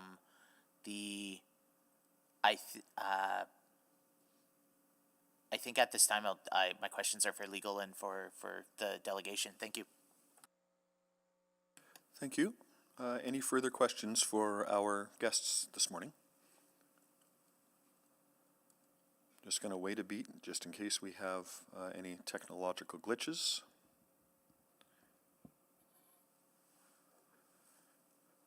Very good. Not seeing any, so thank you, all of you who have joined us today and that have offered your submissions and your comments. We certainly appreciate those, and we'll consider them carefully.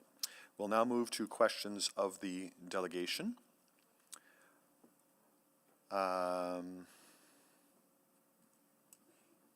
guess we're all sitting here. Okay. Starting with Councillor Stevenson. Please go ahead.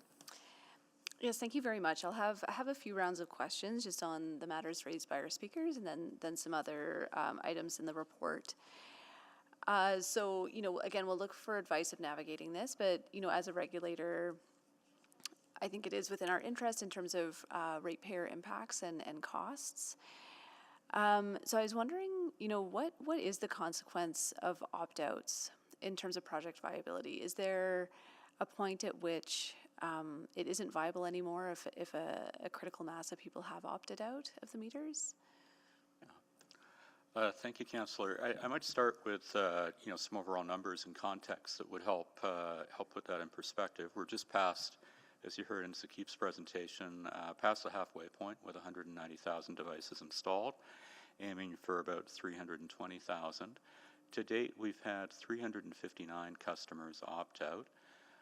From the data we track and the conversations with the customers, 292 of those are for the reasons we're talking about today. The other opt-outs are for other reasons. And in the installation of the electric AMI devices about a decade ago, we had about 600 customers opt out at that time, not for the reasons we're talking about today, but for other reasons. So we expected and provided for an opt-out program from the beginning. The way things are tracking at this point, it wouldn't be material to the success of the overall program, and I'd say the number installed already is indicative that it's on track to be able to deliver those benefits of being able to stand up an early leak detection program.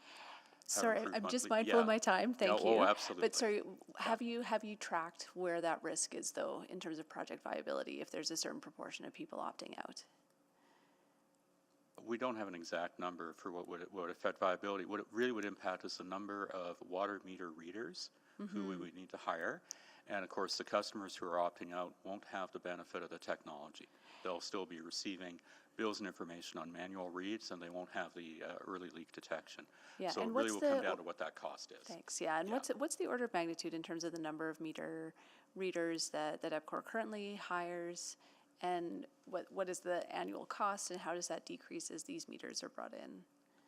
That is a level of detail I don't have at hand. I'll see if I can get that while we're here. Sure, thank you. I appreciate it. I think aside from some of the important ethical questions that have been raised today, there's also just a significant business risk from having a single source for a pretty critical piece of infrastructure. So our speakers mentioned some of the third-party reports on other suppliers. I think, again, there's interest to the regulator on that as well. So just wondering where that work stands and how that information can be shared. I met with a number of community members in August, and there was this request for independent reports. We did actually receive a report back from Landis & Gear, who is our vendor on this, around the incompatibility of other devices on their network. So we had confirmation from them that other devices would either compromise the reliability of data or the security of the system, or possibly the ability to connect at all. We have not pursued getting a third party to either us or our vendor to confirm that information. The vendor themselves confirmed that information. Okay. And I supplied that information to the community members at our September meeting. Okay, from the vendor, so that's someone that we were already, so EPCOR is in a contract with them? With Landis & Gear. Landis & Gear is a Swiss company. They in turn contract Master Meter, American-based company. Their parent company is ARAD, who we've heard a lot about this morning. Yeah, so I just wonder, like, I certainly have interest. I want to be clear. I think smart metering is the way to go. I think that's very appropriate and important for the work that we want to achieve. It seems globally, I'm just interested in what other companies, products exist, because again, I think it sets us up, again, not only for some of the other risks noted this morning, but very risky in terms of supply chain, costs of having a single provider. Understood, Councillor. It would be normal to have a single provider for the meter technology or this AMI device technology because it's a single integrated system.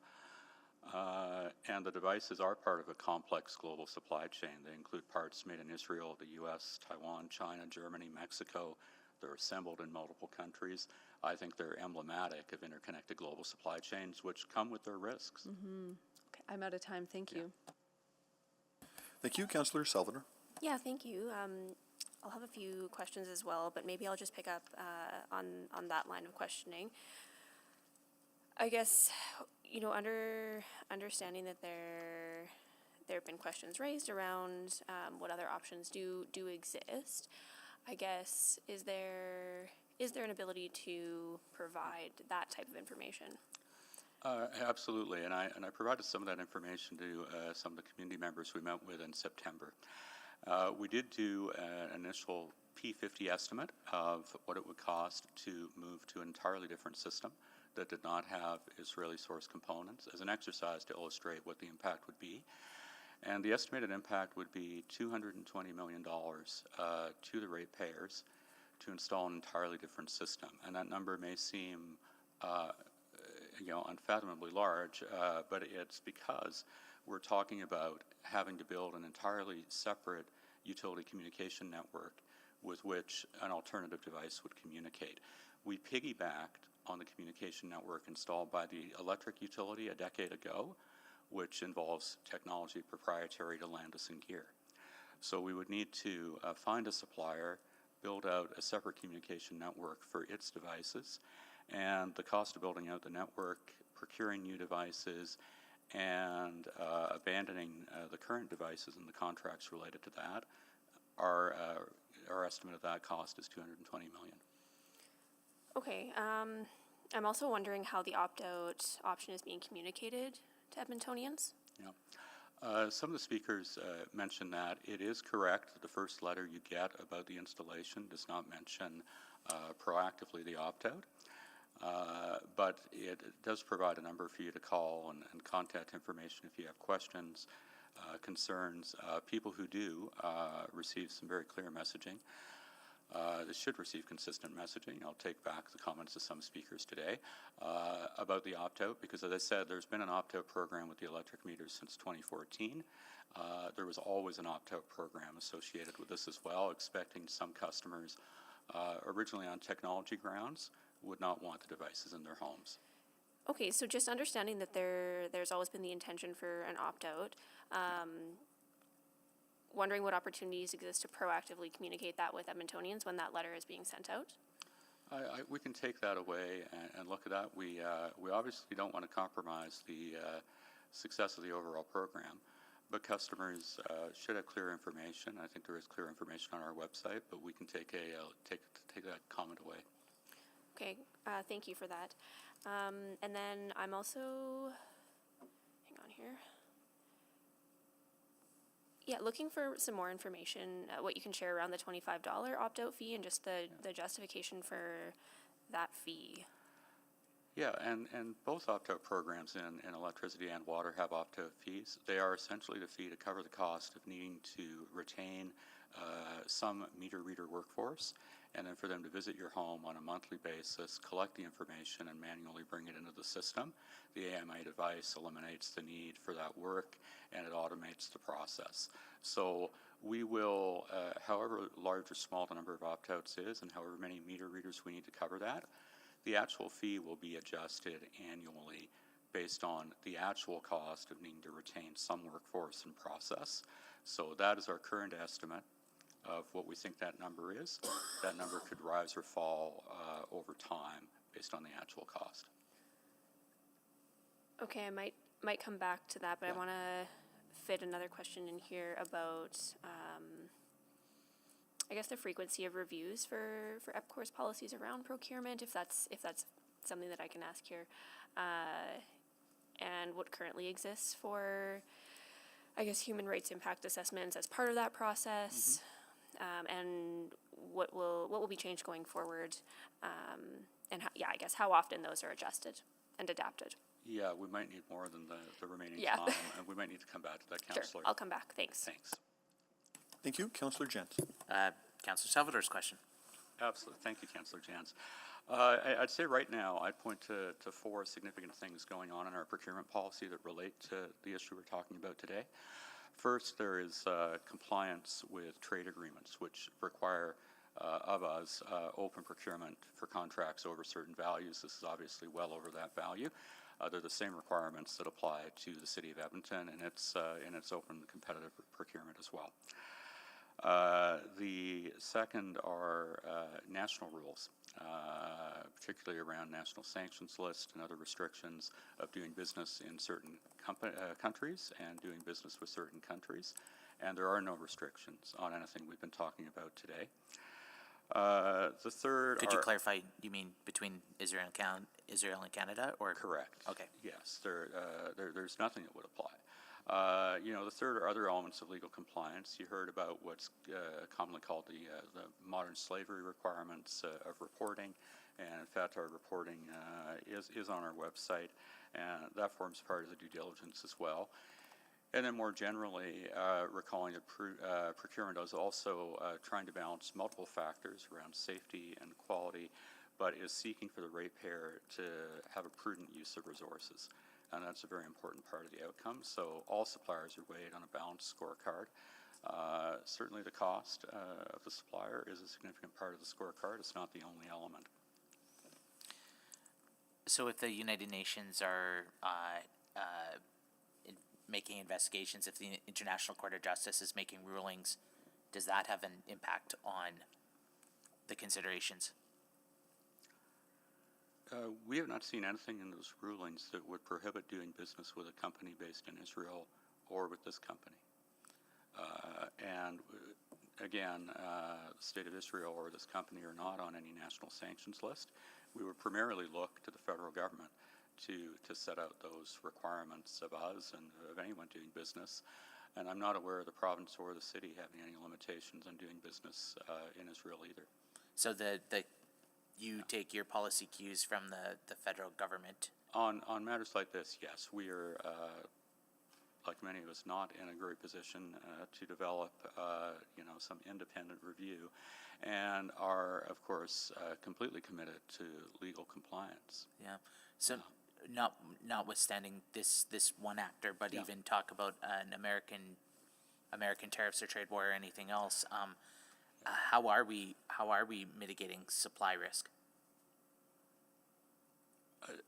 Broadly, or with respect to this, the metering program specifically. Yeah, please. with the AMI program specifically, The procurement has been going over some time, and we received the meter devices in stage deliveries. We've actually been monitoring the potential impacts of the conflict in Gaza from October 7th practically. But the potential impact of conflict, tariffs, and trade has been on our radar for some time, and it has affected the delivery schedule in that we're interested in receiving as many of these devices in our country and across borders as we can. They're generally timed to when we install them, and the installation finishes this year. Is there a requirement by ARAD or by Canadian manufacturing standards or something to have the Made in Israel tag on them, or is that a aesthetic choice, or is that a? It is a legal compliance requirement given that part of the device and that manufacturer. So,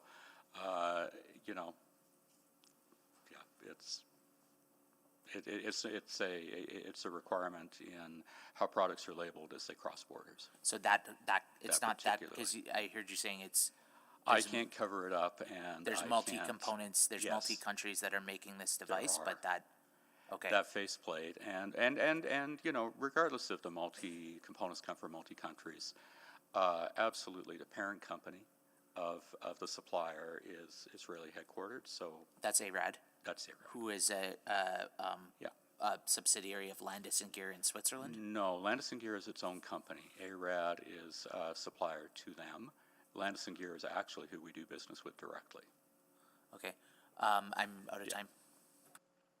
Thank you. Councillor Tang? Yeah, great. Not just a few follow-up from that line of questioning. I thought you said the master company of Landis is a rep, but Landis is an independent. Yeah. No. Okay. Yeah. No. I'll go through that again. I probably went through it quickly. Our principal commercial relationship here is with Landis+Gyr.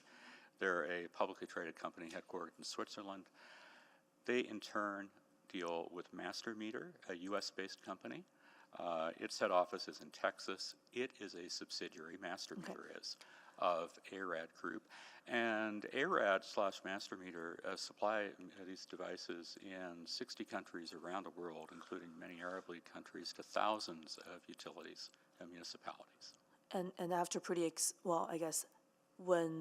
I guess to earlier Councillor Stevenson's question, when Landis provided you with that report, they've done extensive investigation of who potential suppliers are, and kind of that was the only one. I'll read a very short excerpt from what they reported to us, Councillor. Devices not specifically designed for this network cannot be centrally managed, nor can they participate in the mesh features, that's the technology, centralized data collection, device management, or security management. Adding untested third-party devices to the network could significantly impact its reliability. Mm-hmm. It would not be responsible for us to connect a third-party device to the meter communication network. Right. Okay. Thank you for clarifying that. And then just one more on the earlier thread. If the report is supplied through one of our vendors, it's not quite as independent. No. But so today we don't have any other type of information that would be independent. We could retain or pay a third party to Landis+Gyr and to EPCOR to verify these things. They'd still fundamentally be coming back to the same company for information on their technology. So I'm not sure that expense would be worth it for the ratepayer. Thank you. I'm wondering if I can just get some of input from legal. I think earlier the response around what are some of the standards and national sanctions EPCOR follows. And appreciate the chair made some opening remarks around the roles and distinguishing between roles and responsibilities. Wondering if you have anything else to add. And I guess I was specifically also wondering, the notion of international law came up quite a bit in the speaker's presentations. How does that factor in? What are the obligations there? Does this supersede, or are we sort of waiting for the federal government to take some kind of decision before any of that, applies in this case? Hi, Councillor Tang. I'm Tracy Ash with Legal Services here, appearing virtually. So I don't, to the first part of your question, I don't have anything to add to what Councillor Cartmell said about setting out the obligations and the roles of utility committee. With respect to your question about international law, I think at a really high level, the international law concepts that were raised in the way that they apply to EPCOR, I'm going to leave that to them to answer. And I think if we really want to get into a conversation about how that impacts the city or how those things can impact you or any concerns you may have, I think we'll have to go into private to have an actual conversation about that. Oh, okay. Okay, maybe I'll just leave it there for now. I'll hear what my colleagues have to say. Thank you. Thank you. Councillor Stevenson. Thank you so much. Maybe just to circle back for my clarity, so EPCOR is subject to trade agreements? We're subject through our ownership by a municipality Okay. to various trade agreement requirements, yes. Okay, so again, like a private company, a fully private company not owned fully by the city of Edmonton has freedom in their procurement options? But as a within fully other owned, boundaries of law, yes. within the boundaries of obviously, broader law. yeah. Okay, but there's an additional restriction, and that's by virtue of EPCOR being owned by the city. Yes, and so, for example, you'll find our procurements, major procurements like these, posted on the Alberta Government Public Procurement website, for example, for open bidding, and required to be open to bidding to companies in other jurisdictions in North America. Okay, and that's not a policy choice, that's a legislative requirement. Yes. Okay. So I think this is helping me to understand a little bit more in terms of sort of where we're locked in. So okay, maybe just a first question. So with Landis and Gear, is there any ability for us, for EPCOR, to encourage, lobby them to expand their suppliers? Because you mentioned that, other devices that are not designed for their network, but presumably they would be able to share the design specifications needed to to connect to their network with other producers, correct? Yeah, we certainly have talked about the concerns we've heard from customers around this, but again, and they may over time add other device suppliers to their network. We haven't asked them specifically to develop an arrangement with another supplier in part because we were already committed to the supply chain for this project. Okay, I mean, I think that's something worth exploring. And then moving forward, can you help me understand? So I think what I'm understanding is about 8 years ago, Landis and Gear installed our network system. The electricity utility went first, right? Not regulated by the city, but relevant here because it installed AMI devices on electric meters, built out a communication network to receive the readings from those devices. And then when we did the business case for bringing AMI devices into the water utility, it was much more affordable for ratepayers if we leveraged that network, paid to use it and shared the cost of what had been built out already, than if we built out a second communication network just for water. Right, so EPCOR Water, which we regulate, Yes. doesn't actually own the network system. That's owned by EPCOR Electrical. Distribution and transmission, yes. There is a cost sharing to access the network and ensure the customers aren't paying twice for that network that they've built out. And so so then I don't know if you can answer this question as EPCOR Water, but what's the replacement schedule for the network? What is the term of contract with Landis and Gear, for example, for providing that network? I'd have to take that away and follow up, Councillor. Okay, I appreciate that. Yeah, I mean, I think there are certainly some topics coming up that are more appropriately addressed as shareholders. So this has helped me understand some more of the technical pieces there. So I appreciate that. I did want to jump into some other questions about the remainder of the report as well, if I could, and I'll probably have to come around for a second round. I don't see anyone. Is anyone else? Okay, I'll just pause here actually, and I'll come back and collect my thoughts. Thank you. Councillor Tang. Yes, thank you. I I did have some other questions with the rest of the report as well. And just to preface this, this came about because every few years, this committee approves the rate filing as part of the performance-based rate. And in order to achieve the goals, you present this plan every year to say what's going to happen, correct? Correct. And so all the initiatives in there is kind of striving to achieve some of those goals. And whether we change course or not, that will also have an impact on our PBR application. Okay, correct. If you can just speak on the record. Thank you, appreciate that. And I think during the PBR discussion, we touched on this a little bit, but if you can just kind of reiterate or remind us what that is. The discussion around linear asset integration, moving towards integrated operations center.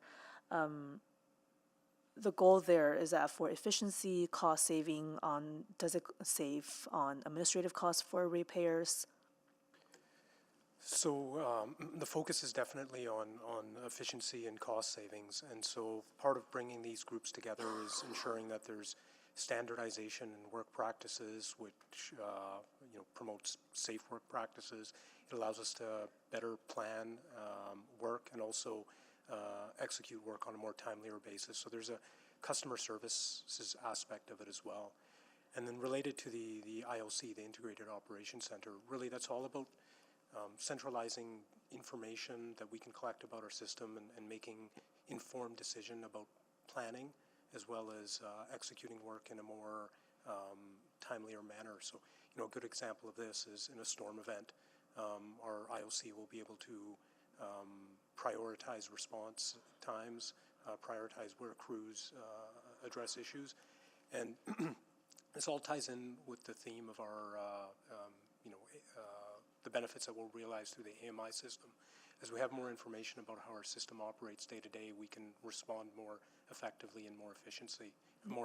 So, to answer your questions, it's yes, all of the above, and ultimately this will drive cost savings that would be reflected in rates for customers. Okay, and I think you use the example of kind of during storm time, you can more effectively manage some of those things. I was thinking about the example of the water treatment kind of issue we've had this past year. While we didn't have a major water main break like Calgary did, but that has come up quite a bit. So when we have a crisis like that, what are some of the proposed changes, say, in the demand management plan, in some of the items in the operation plan? What will look different? Thank you, Councillor Tang. One of the advantages of both the AMI and the IOC initiative in that sense is if we're in that type of event again in the future, having that technology will help us identify which area of customers that we can look and focus on in terms of reducing customer demands if we need to, understand where customer flows are needed to go to better optimize. In that previous event, we were working off basically monthly data that was 2 months old, versus if we had real-time data, we could see how our messaging is responding in terms of asking people to conserve, seeing what neighborhoods are conserving more versus others, where areas where potentially additional help is needed. So it just gives us more real-time. I see. Yeah, and then previously it was a bit of a blanket, like we all must do this, but now you can identify more focus areas. Yeah, and we've had sensor data, it's just at a lower density. This will give us a much finer density to allow us to target that messaging. And then I guess just one clarification for me, it also talked about the decision for the PBR renewal to consolidate the water and wastewater rate filing. And the council approval of the utility recommendations coming up in a few weeks, correct? I think The bylaw you're referring to? Yeah, that's right. Councillor, yes. And then the consolidation or the renewal would be a separate decision from that, is that correct? Correct. What we need to do is bring forward a proposal to Utility Committee how we would extend the water PBR or the rates for a 9-month period.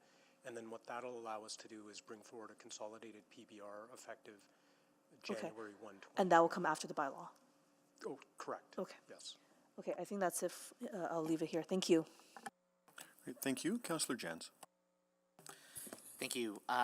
I wanted to say, so putting aside the metering conversation, and I think all of us agree in principle with metering, there was a lot of really good stuff in the report around climate change and mitigating flood risk and mitigating water waste. There's a lot in here that's really, really positive, and I do want to commend the team for the work done here.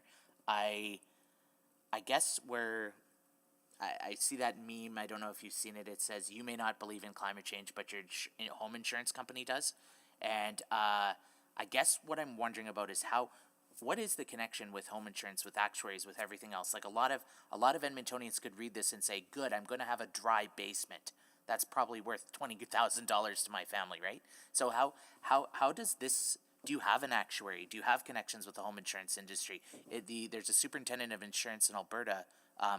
Are they celebrating this work? Like, this is really good stuff here that'll save families money. Yeah, and so that was, I was heavily, as we were developing our overall SERP strategy over the last 5 years, lots and lots of discussions with Insurance Bureau of Canada, the Institute of Catastrophic Loss Reduction, and a number of other different entities. I was also on Canada's National Adaptation Strategy. I was one of the panelists supporting that conversation. Our programs have all been designed in anticipation of the National Flood Insurance Program coming forward, which high-risk property owners will have access to, assuming it eventually rolls out from the federal government. But the idea is that our home inspection programs, our rebate programs, all of the components in there are elements that the insurers have indicated that they would be looking for in order to provide a rebate or addition on their insurance policy. Would we be able to say that because of this work, a homeowner in Edmonton is going to be paying lower home insurance premiums than a homeowner in another Insurance is complex in that there are other factors that go into your home policy. So definitely it is part of the conversation. It's also a very competitive market. There's about 200 insurers that are within the Edmonton market, and about 19 of them have the bulk of the market. And so it is a bit of shop around to see which ones are participating.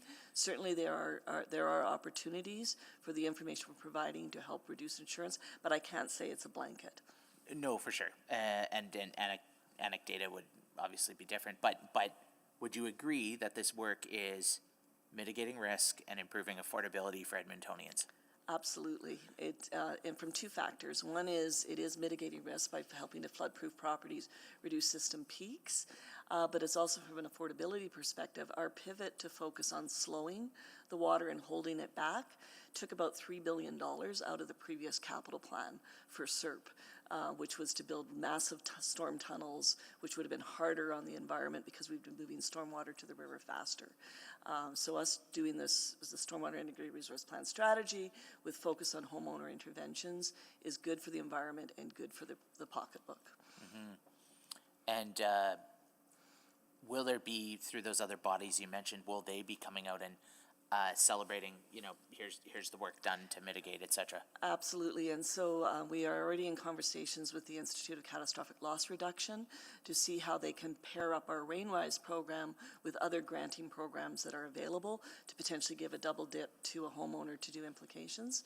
The Alberta Low Impact Development Partnership is also very interested in potentials to do community league events where they could bulk purchase the equipment for rain gardens, then leverage our subsidy to do the installs there. So we're looking at a number of different approaches as we get ready for our May launch to maximize our seed money into this initiative. I have in my ward a lot of mid to high density developments where would they still be able to participate in RainWise, or is that a single family home That project? is something that is actually new in our system as well. So for multifamilies, it's up to $5,000 per property is available to support direction from impervious surfaces into rain gardens. It's available for commercial, multifamily, and residential. So that's new. Thank you. Thank you. Councillor Stevenson. Well, we're just continuing the same threads, so go ahead. Okay, thank you. I want to follow up on the question of the Canadian Housing Infrastructure Fund grant. So that's a really exciting opportunity. Is that so I'm assuming that a lot of the capital upgrades have already been budgeted for. So does the infrastructure fund help allow us to drop rates, or to maybe take some of that dedicated funding to put towards other initiatives? So we haven't submitted our applications yet for the CHIF funding. We're working very closely with urban planning and economy, and we have two types of projects that we're most likely going to submit on. One is for a new reservoir in southeast Edmonton, which is required to open up basically the entire area south of Anthony Henday and east. That is in our planned capital program, and so CHIF funding will reduce rates if we're able to get that. We are also, however, looking at priority growth areas and potentially for advanced infrastructure investments to open up a priority growth area, for example, let's say 124th Street. In that case, because CHIF funding is only 40% of the funding, the remaining 60% would have to come from either the utility or the city, which would be an additional cost. But over the long term, it is a lower cost versus than doing it parcel by parcel. Right. Okay, thank you. That's very helpful and really exciting to hear about that work.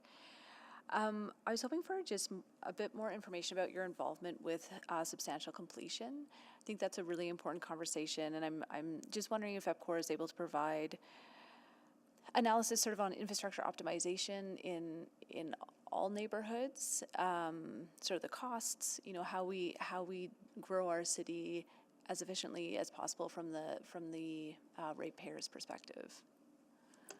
I probably can't give exact and specific cost examples, but we are absolutely involved. A lot of our focus on standards modernization is making sure that we're not overbuilding the infrastructure in the areas, which helps reduce the cost, because basically the new pipes in each of those neighborhoods is funded by the developers, and if we can reduce the cost of that infrastructure, that provides more room for growth. So that covers on the greenfield side. Well, and I think I'm thinking, sorry, at a broader level. So again, if EPCOR has already installed infrastructure in a neighborhood that is, let's say, 30% complete, what is the impact in terms of not fully utilizing that infrastructure in the not fully yet built out neighborhood and then going on to build another neighborhood? We definitely support contiguous development of neighborhoods and it's not so much from a cost perspective, it's actually from a water quality perspective. You can get very aging water if you don't have any customers on the end of it, and so it costs more for us to keep it flushed and keep it clean. But also from the sewer perspective, there's increased odors if you don't have enough load our customers on there. So it's really technical aspects, but it's why we would want contiguous development growing naturally out. Yeah, so that analysis will form part of the substantial completion in terms of looking at, I guess it's sort of the counterfactual, I guess, of if these other neighborhoods don't build out, here are the implications to the infrastructure already invested. Absolutely. The one thing I would say, the boundaries of the network aren't necessarily aligned completely with the boundaries of the neighborhoods. Yes. And so there can be some cases where we have infrastructure adjacent to an area that's not open, but that can accommodate beside there. And so that's a bit of the conversation that we have back and forth. Okay, thank you.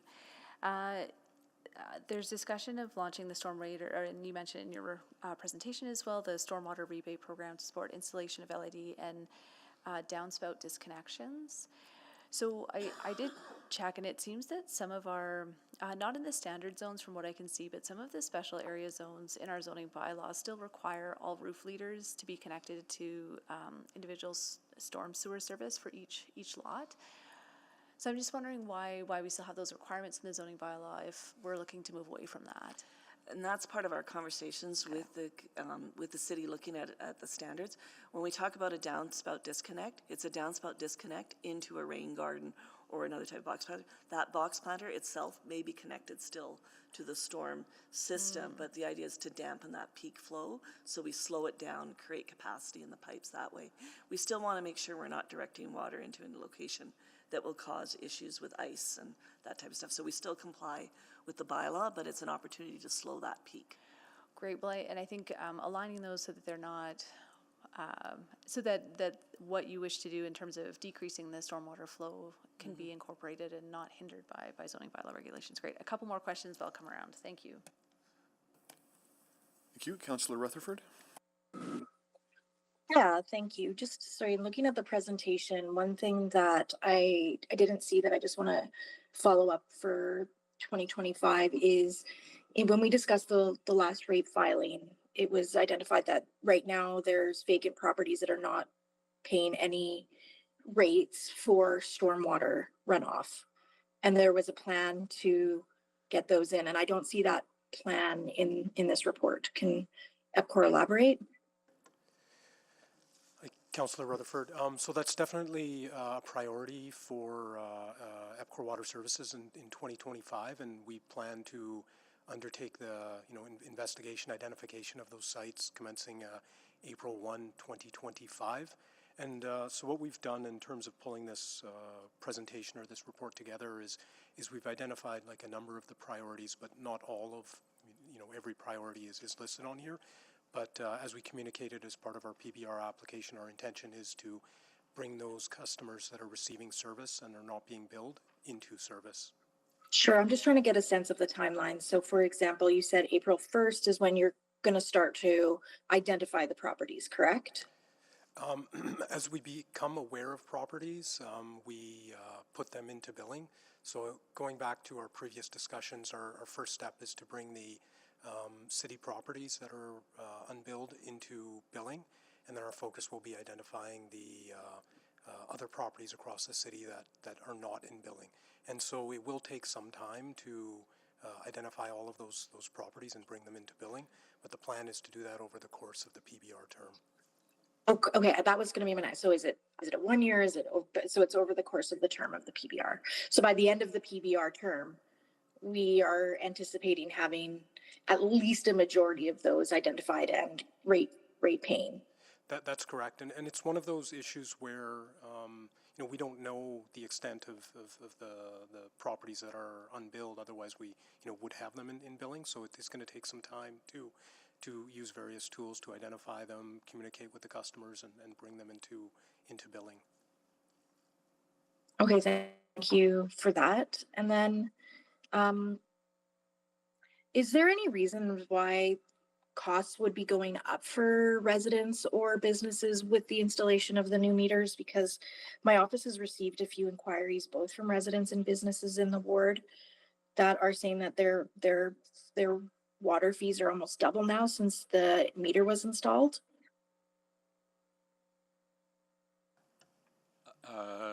No, Councillor, I can't think of a reason that that would be the case, but any individual customer with a question on their bill, you could certainly send them through us through the normal escalation process, or they could come to us directly and we could look into their circumstances. Sure, and I definitely plan to do that, and I already have with some of them, but I just was wondering if there was something more globally that it's capturing different consumption or something like that that I would be able to also articulate. No, there should not be. Okay, thank you. That's all my questions, Chair Cartmell. Great, thank you. Councillor Stevenson. Thank you. Very, very last few. I noted that there was going to be an introduction of some of the artificial intelligence. Just wondering what policies, IT protections are in place in terms of the use of those technologies around customer privacy and safety. It's not directly my area, but I will get back to you. One of the things I will say, the artificial intelligence work that we are going to be working on is primarily off our sensor data, which is more global neighborhood type stuff, are within our treatment plants. EPCOR does have a customer privacy policy as well as an employee privacy exercise and a data governance committee. And so as we're moving forward and using this technology, there are a number of protocols in place in terms of how that data is accessed by certain individuals and for what purpose. Great, that's really helpful to know that's in place and to add. And maybe I'll just add to that, Councillor Stevenson. And so, one of the benefits of operating the electric utility as well is there's, cybersecurity policies, a lot of protections in place to ensure the security and reliability of that system. And so, across EPCOR, we share information. So EPCOR Water Services policies would be informed by the overall EPCOR corporate security policies and cybersecurity governance. Great, that's really excellent to hear that robust system is in place. And then finally, my very last question, just going back to some of our earlier conversation. So I appreciated that you noted that the costs that customers are incurring for their opt-out. It's based on cost recovery. Does EPCOR have the discretion to spread those costs across all ratepayers? A foundational principle of rate-making, Councillor, is that costs are tied to the cost of service for different customer classes and different activities. So if you're a large commercial customer, an individual residential customer like ourselves, the costs are meant for your customer class or the type of service you receive to be tied to that. So it would be a deviation from the normal way we make rates and the rates we bring to you for approval. Yeah. I understand the request and the interest of the speakers today, but it would be a significant departure. Yeah, what I'm trying to think about,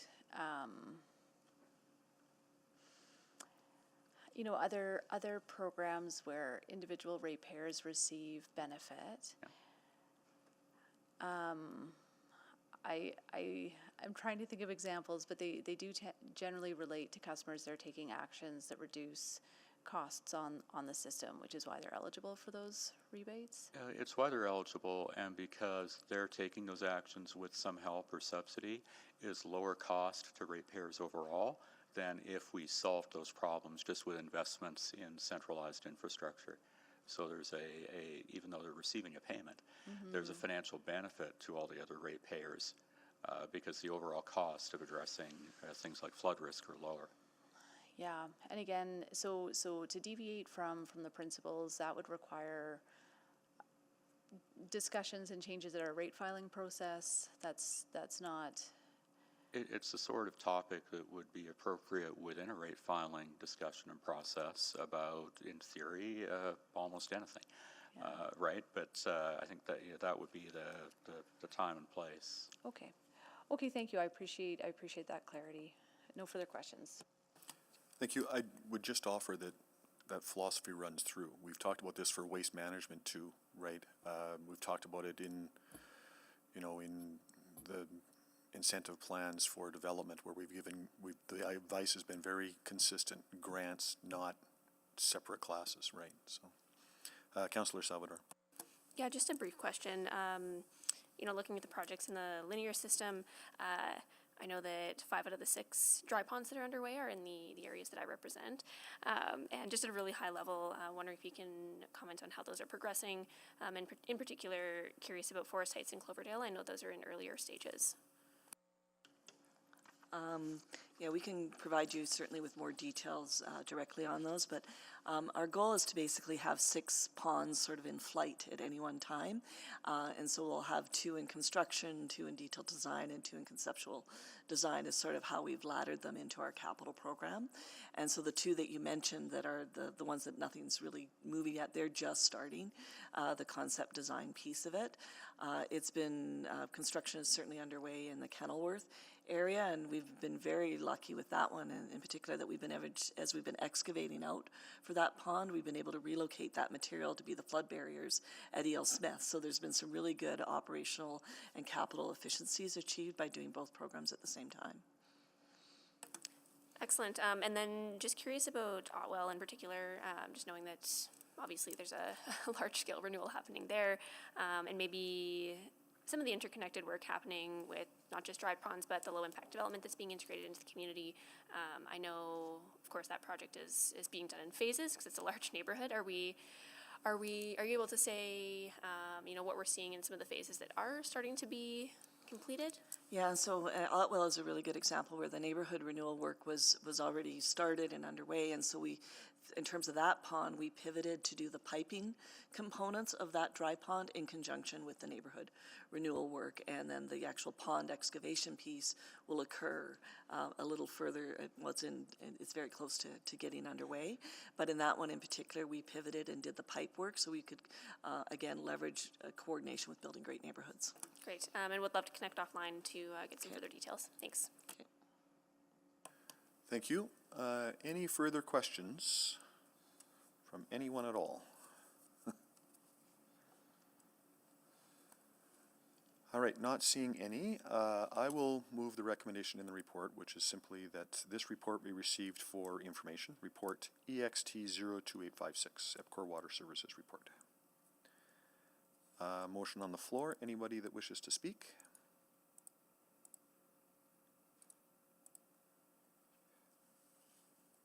Councillor Stevenson? Well, thank you. Just pulling together some thoughts. No. Councillor Chance? Thanks. Sure. I want to thank the speakers for coming today and sharing their perspectives and the feedback here. I think it points to just how challenging things are in these, not just globally in this world, but also in sometimes the roles we play as councillors, where we may be here as a committee member receiving a report, but then there might also be a shareholder role, and there might also be different options to have conversations, but there may be limited possibility in terms of actioning something. But I think anytime we're raising awareness and talk about human rights and talk about these important topics, I think that's really important and beneficial and part of democracy, and why we have these institutions that we need, like international law, and then the federal government and others to help provide a leadership role there, because it can be very very emotional and challenging and deeply personal in our communities and in our homes and on our blocks.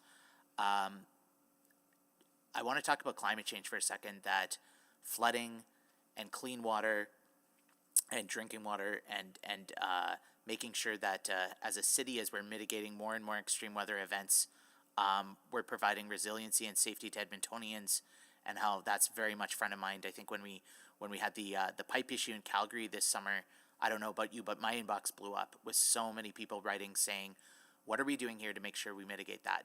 And when we're seeing extreme flooding and extreme weather events in other municipalities, my inbox blew up again with questions about what are we doing to mitigate that. And the truth is, Edmonton for decades has been working towards this, and we've seen some really good action highlighted here in this report of things coming to fruition, whether it's the new Rainwise program, or whether we're seeing this with the dry ponds. We're seeing this with so many other investments and changes in practice that I think is it's a really good news story, and I think one that we need to talk more about. I think when people are talking about, Alberta's calling and this is a great place to raise a home and have a family, I think taking care of some of these other pieces that you may never think about, unless you're tobogganing on a dry pond. You may never think about why it is there and what that means for your family, but just from experience from friends who have had to deal with soggy basements, you're talking not just thousands and thousands of dollars of economic damage, but the personal damage of trying to hold up soaked photo albums, electronics that are ruined, damage to your belongings, your home, your pets, everything else. Like, it can be an incredibly disruptive experience, and the fact that we as a city are working on mitigating that in our communities is I think something really, really unspoken that we need to celebrate more. I remember a former councillor said this was one of their proudest achievements, that this got started. And I remember at the beginning thinking, like, what are you talking about? But now as I get into it and see some of the, you start counting the zeros, and this is a really, really expensive and important project. So I think we need to talk about that more, and I'll follow up with EPCOR at another time about how we can work in some of those insurance conversations and talk about how we're making life more affordable. So when people are, seeing billing and seeing questions about rain and wastewater or clean water, that we can talk about, the steps that we're taking to improve quality of life in Edmonton. So, again, thank you to everyone for the really provocative conversation this morning. I know it's not the only avenue. There'll be many avenues in future to continue them. Thanks. Thank you. Councillor Tang? Yep. Thank you, Chair Carmel. I think overall, I support this plan. I think this highlights that the operation plan is a continuum, is as part of a current continuum of our utility model when it comes to water and wastewater that this is kind of one of those key milestones you have to present when this committee determines the performance-based rate filing, which is very much an ongoing conversation. And so, I think a lot of the initiatives here will help us achieve some of those goals set out there. I appreciate all the speakers who have not just only come out, but also reached out offline as well about some of the concerns they have shared. And I think what it flags for me, I guess, is a huge risk that, I think not only EPCOR faces, but many other corporations, organizations have to think about. Global supply chain is complex, and it's only going to get more complex as we move forward, whether because of war, human rights violation, antagonistic tariff policies. I think there's a lot of complexity, not just with a single country, but many others as well. And it poses a tremendous risk when we have single supplier for whether it's technology, product, service. As one speaker did say, this is a learning opportunity, and I've already kind of flagged this, just wearing the shareholder hat offline, but I have no doubt that we'll keep having some of these conversations through other channels. Appreciate that some of this will go into pretty technical space as well, and appreciate all the responses you have provided. Okay, thank you, Councillor Salvador. Yeah, thank you so much. Not too much to add from my colleagues, or not too much that I need to add from what's been said from my colleagues. I agree. I also just wanted to take some time to thank all of the speakers who came out today to share their perspectives and really raise their concerns, particularly about ethical procurement and purchasing policies. I recognize we're limited in the questions that we can ask around this table today, given our role. But what today's discussion has also done for me is help provide clarity around the kinds of questions, critical questions that can be asked as a shareholder as well in those additional venues. I do appreciate the answers we received. And I think there is an opportunity for some consideration as to how EPCOR can proactively communicate some of the opt-out options that are available to Edmontonians to help increase that awareness, and would look forward to some further questions and dialogue in slightly different venues, particularly around the shareholder table. So I will leave it there, but thank you. Thank you, Councillor Stevenson. Yes, thank you so much. Also want to start off by thanking our speakers. These were some really important conversations. I'm grateful for all their thoughtful advocacy and the sharing of their personal experiences. Really appreciate the questions and concerns that they've raised today. I think for me, while there's not necessarily been resolution today, I have gained a better understanding of the constraints that EPCOR and we as a regulator face. Being subject to trade agreement procurement processes, being dependent on a network system installed and owned by EPCOR Power, and the recognition of the need to kind of process more of that, but as highlighted by my colleagues, really being able to narrow in on some of the questions we can ask as shareholders, and also an opportunity again to sort of understand some of those broader systems, other players like Landis and Gear. What role they can play in their supply chains. Again, really critical that we address not only these ethical questions, but also the resiliency of our own systems that are going to be subject to an increasingly complex and unreliable supply chain. Resiliency is definitely a theme through the rest of the report as well. It's critically important for the well-being of our community, and I'm really grateful to EPCOR for the other steps and initiatives that they're taking to help ensure the future and strengthen our water system services in the system. We've heard, the great work on climate change.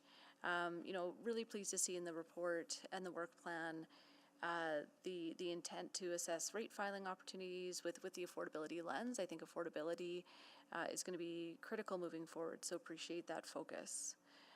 I'm very pleased that we're seeing others step up to support that long-term affordability, including the Canadian Housing Infrastructure Fund grant. So look forward to seeing that continue to move forward.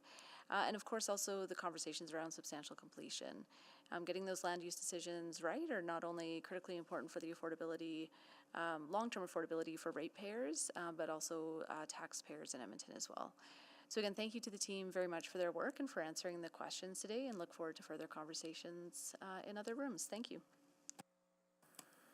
Great, thank you. Not a lot to add. I think that, again, the speakers offered a lot of provocative comments and some clarity of perspective, and I think that's important. For me, the most important thing was that the conversation remained in a very respectful space and an exchange of views and an exchange of information, and I really appreciate everyone that's participated this morning for staying in that space. Please vote.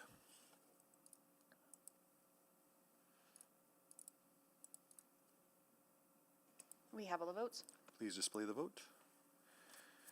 And receipt of information is carried. Are there any notices of motion? I have one. Are there any others? Not aware of any. All right, at the, I think it's the February 4th City Council meeting, I will move that administration provide a report outlining the process, including any advantages and disadvantages, to forgive the requirement of Air Products to pay franchise fees on their new water supply pipe. Seeing no other matters, we are adjourned. Thank you.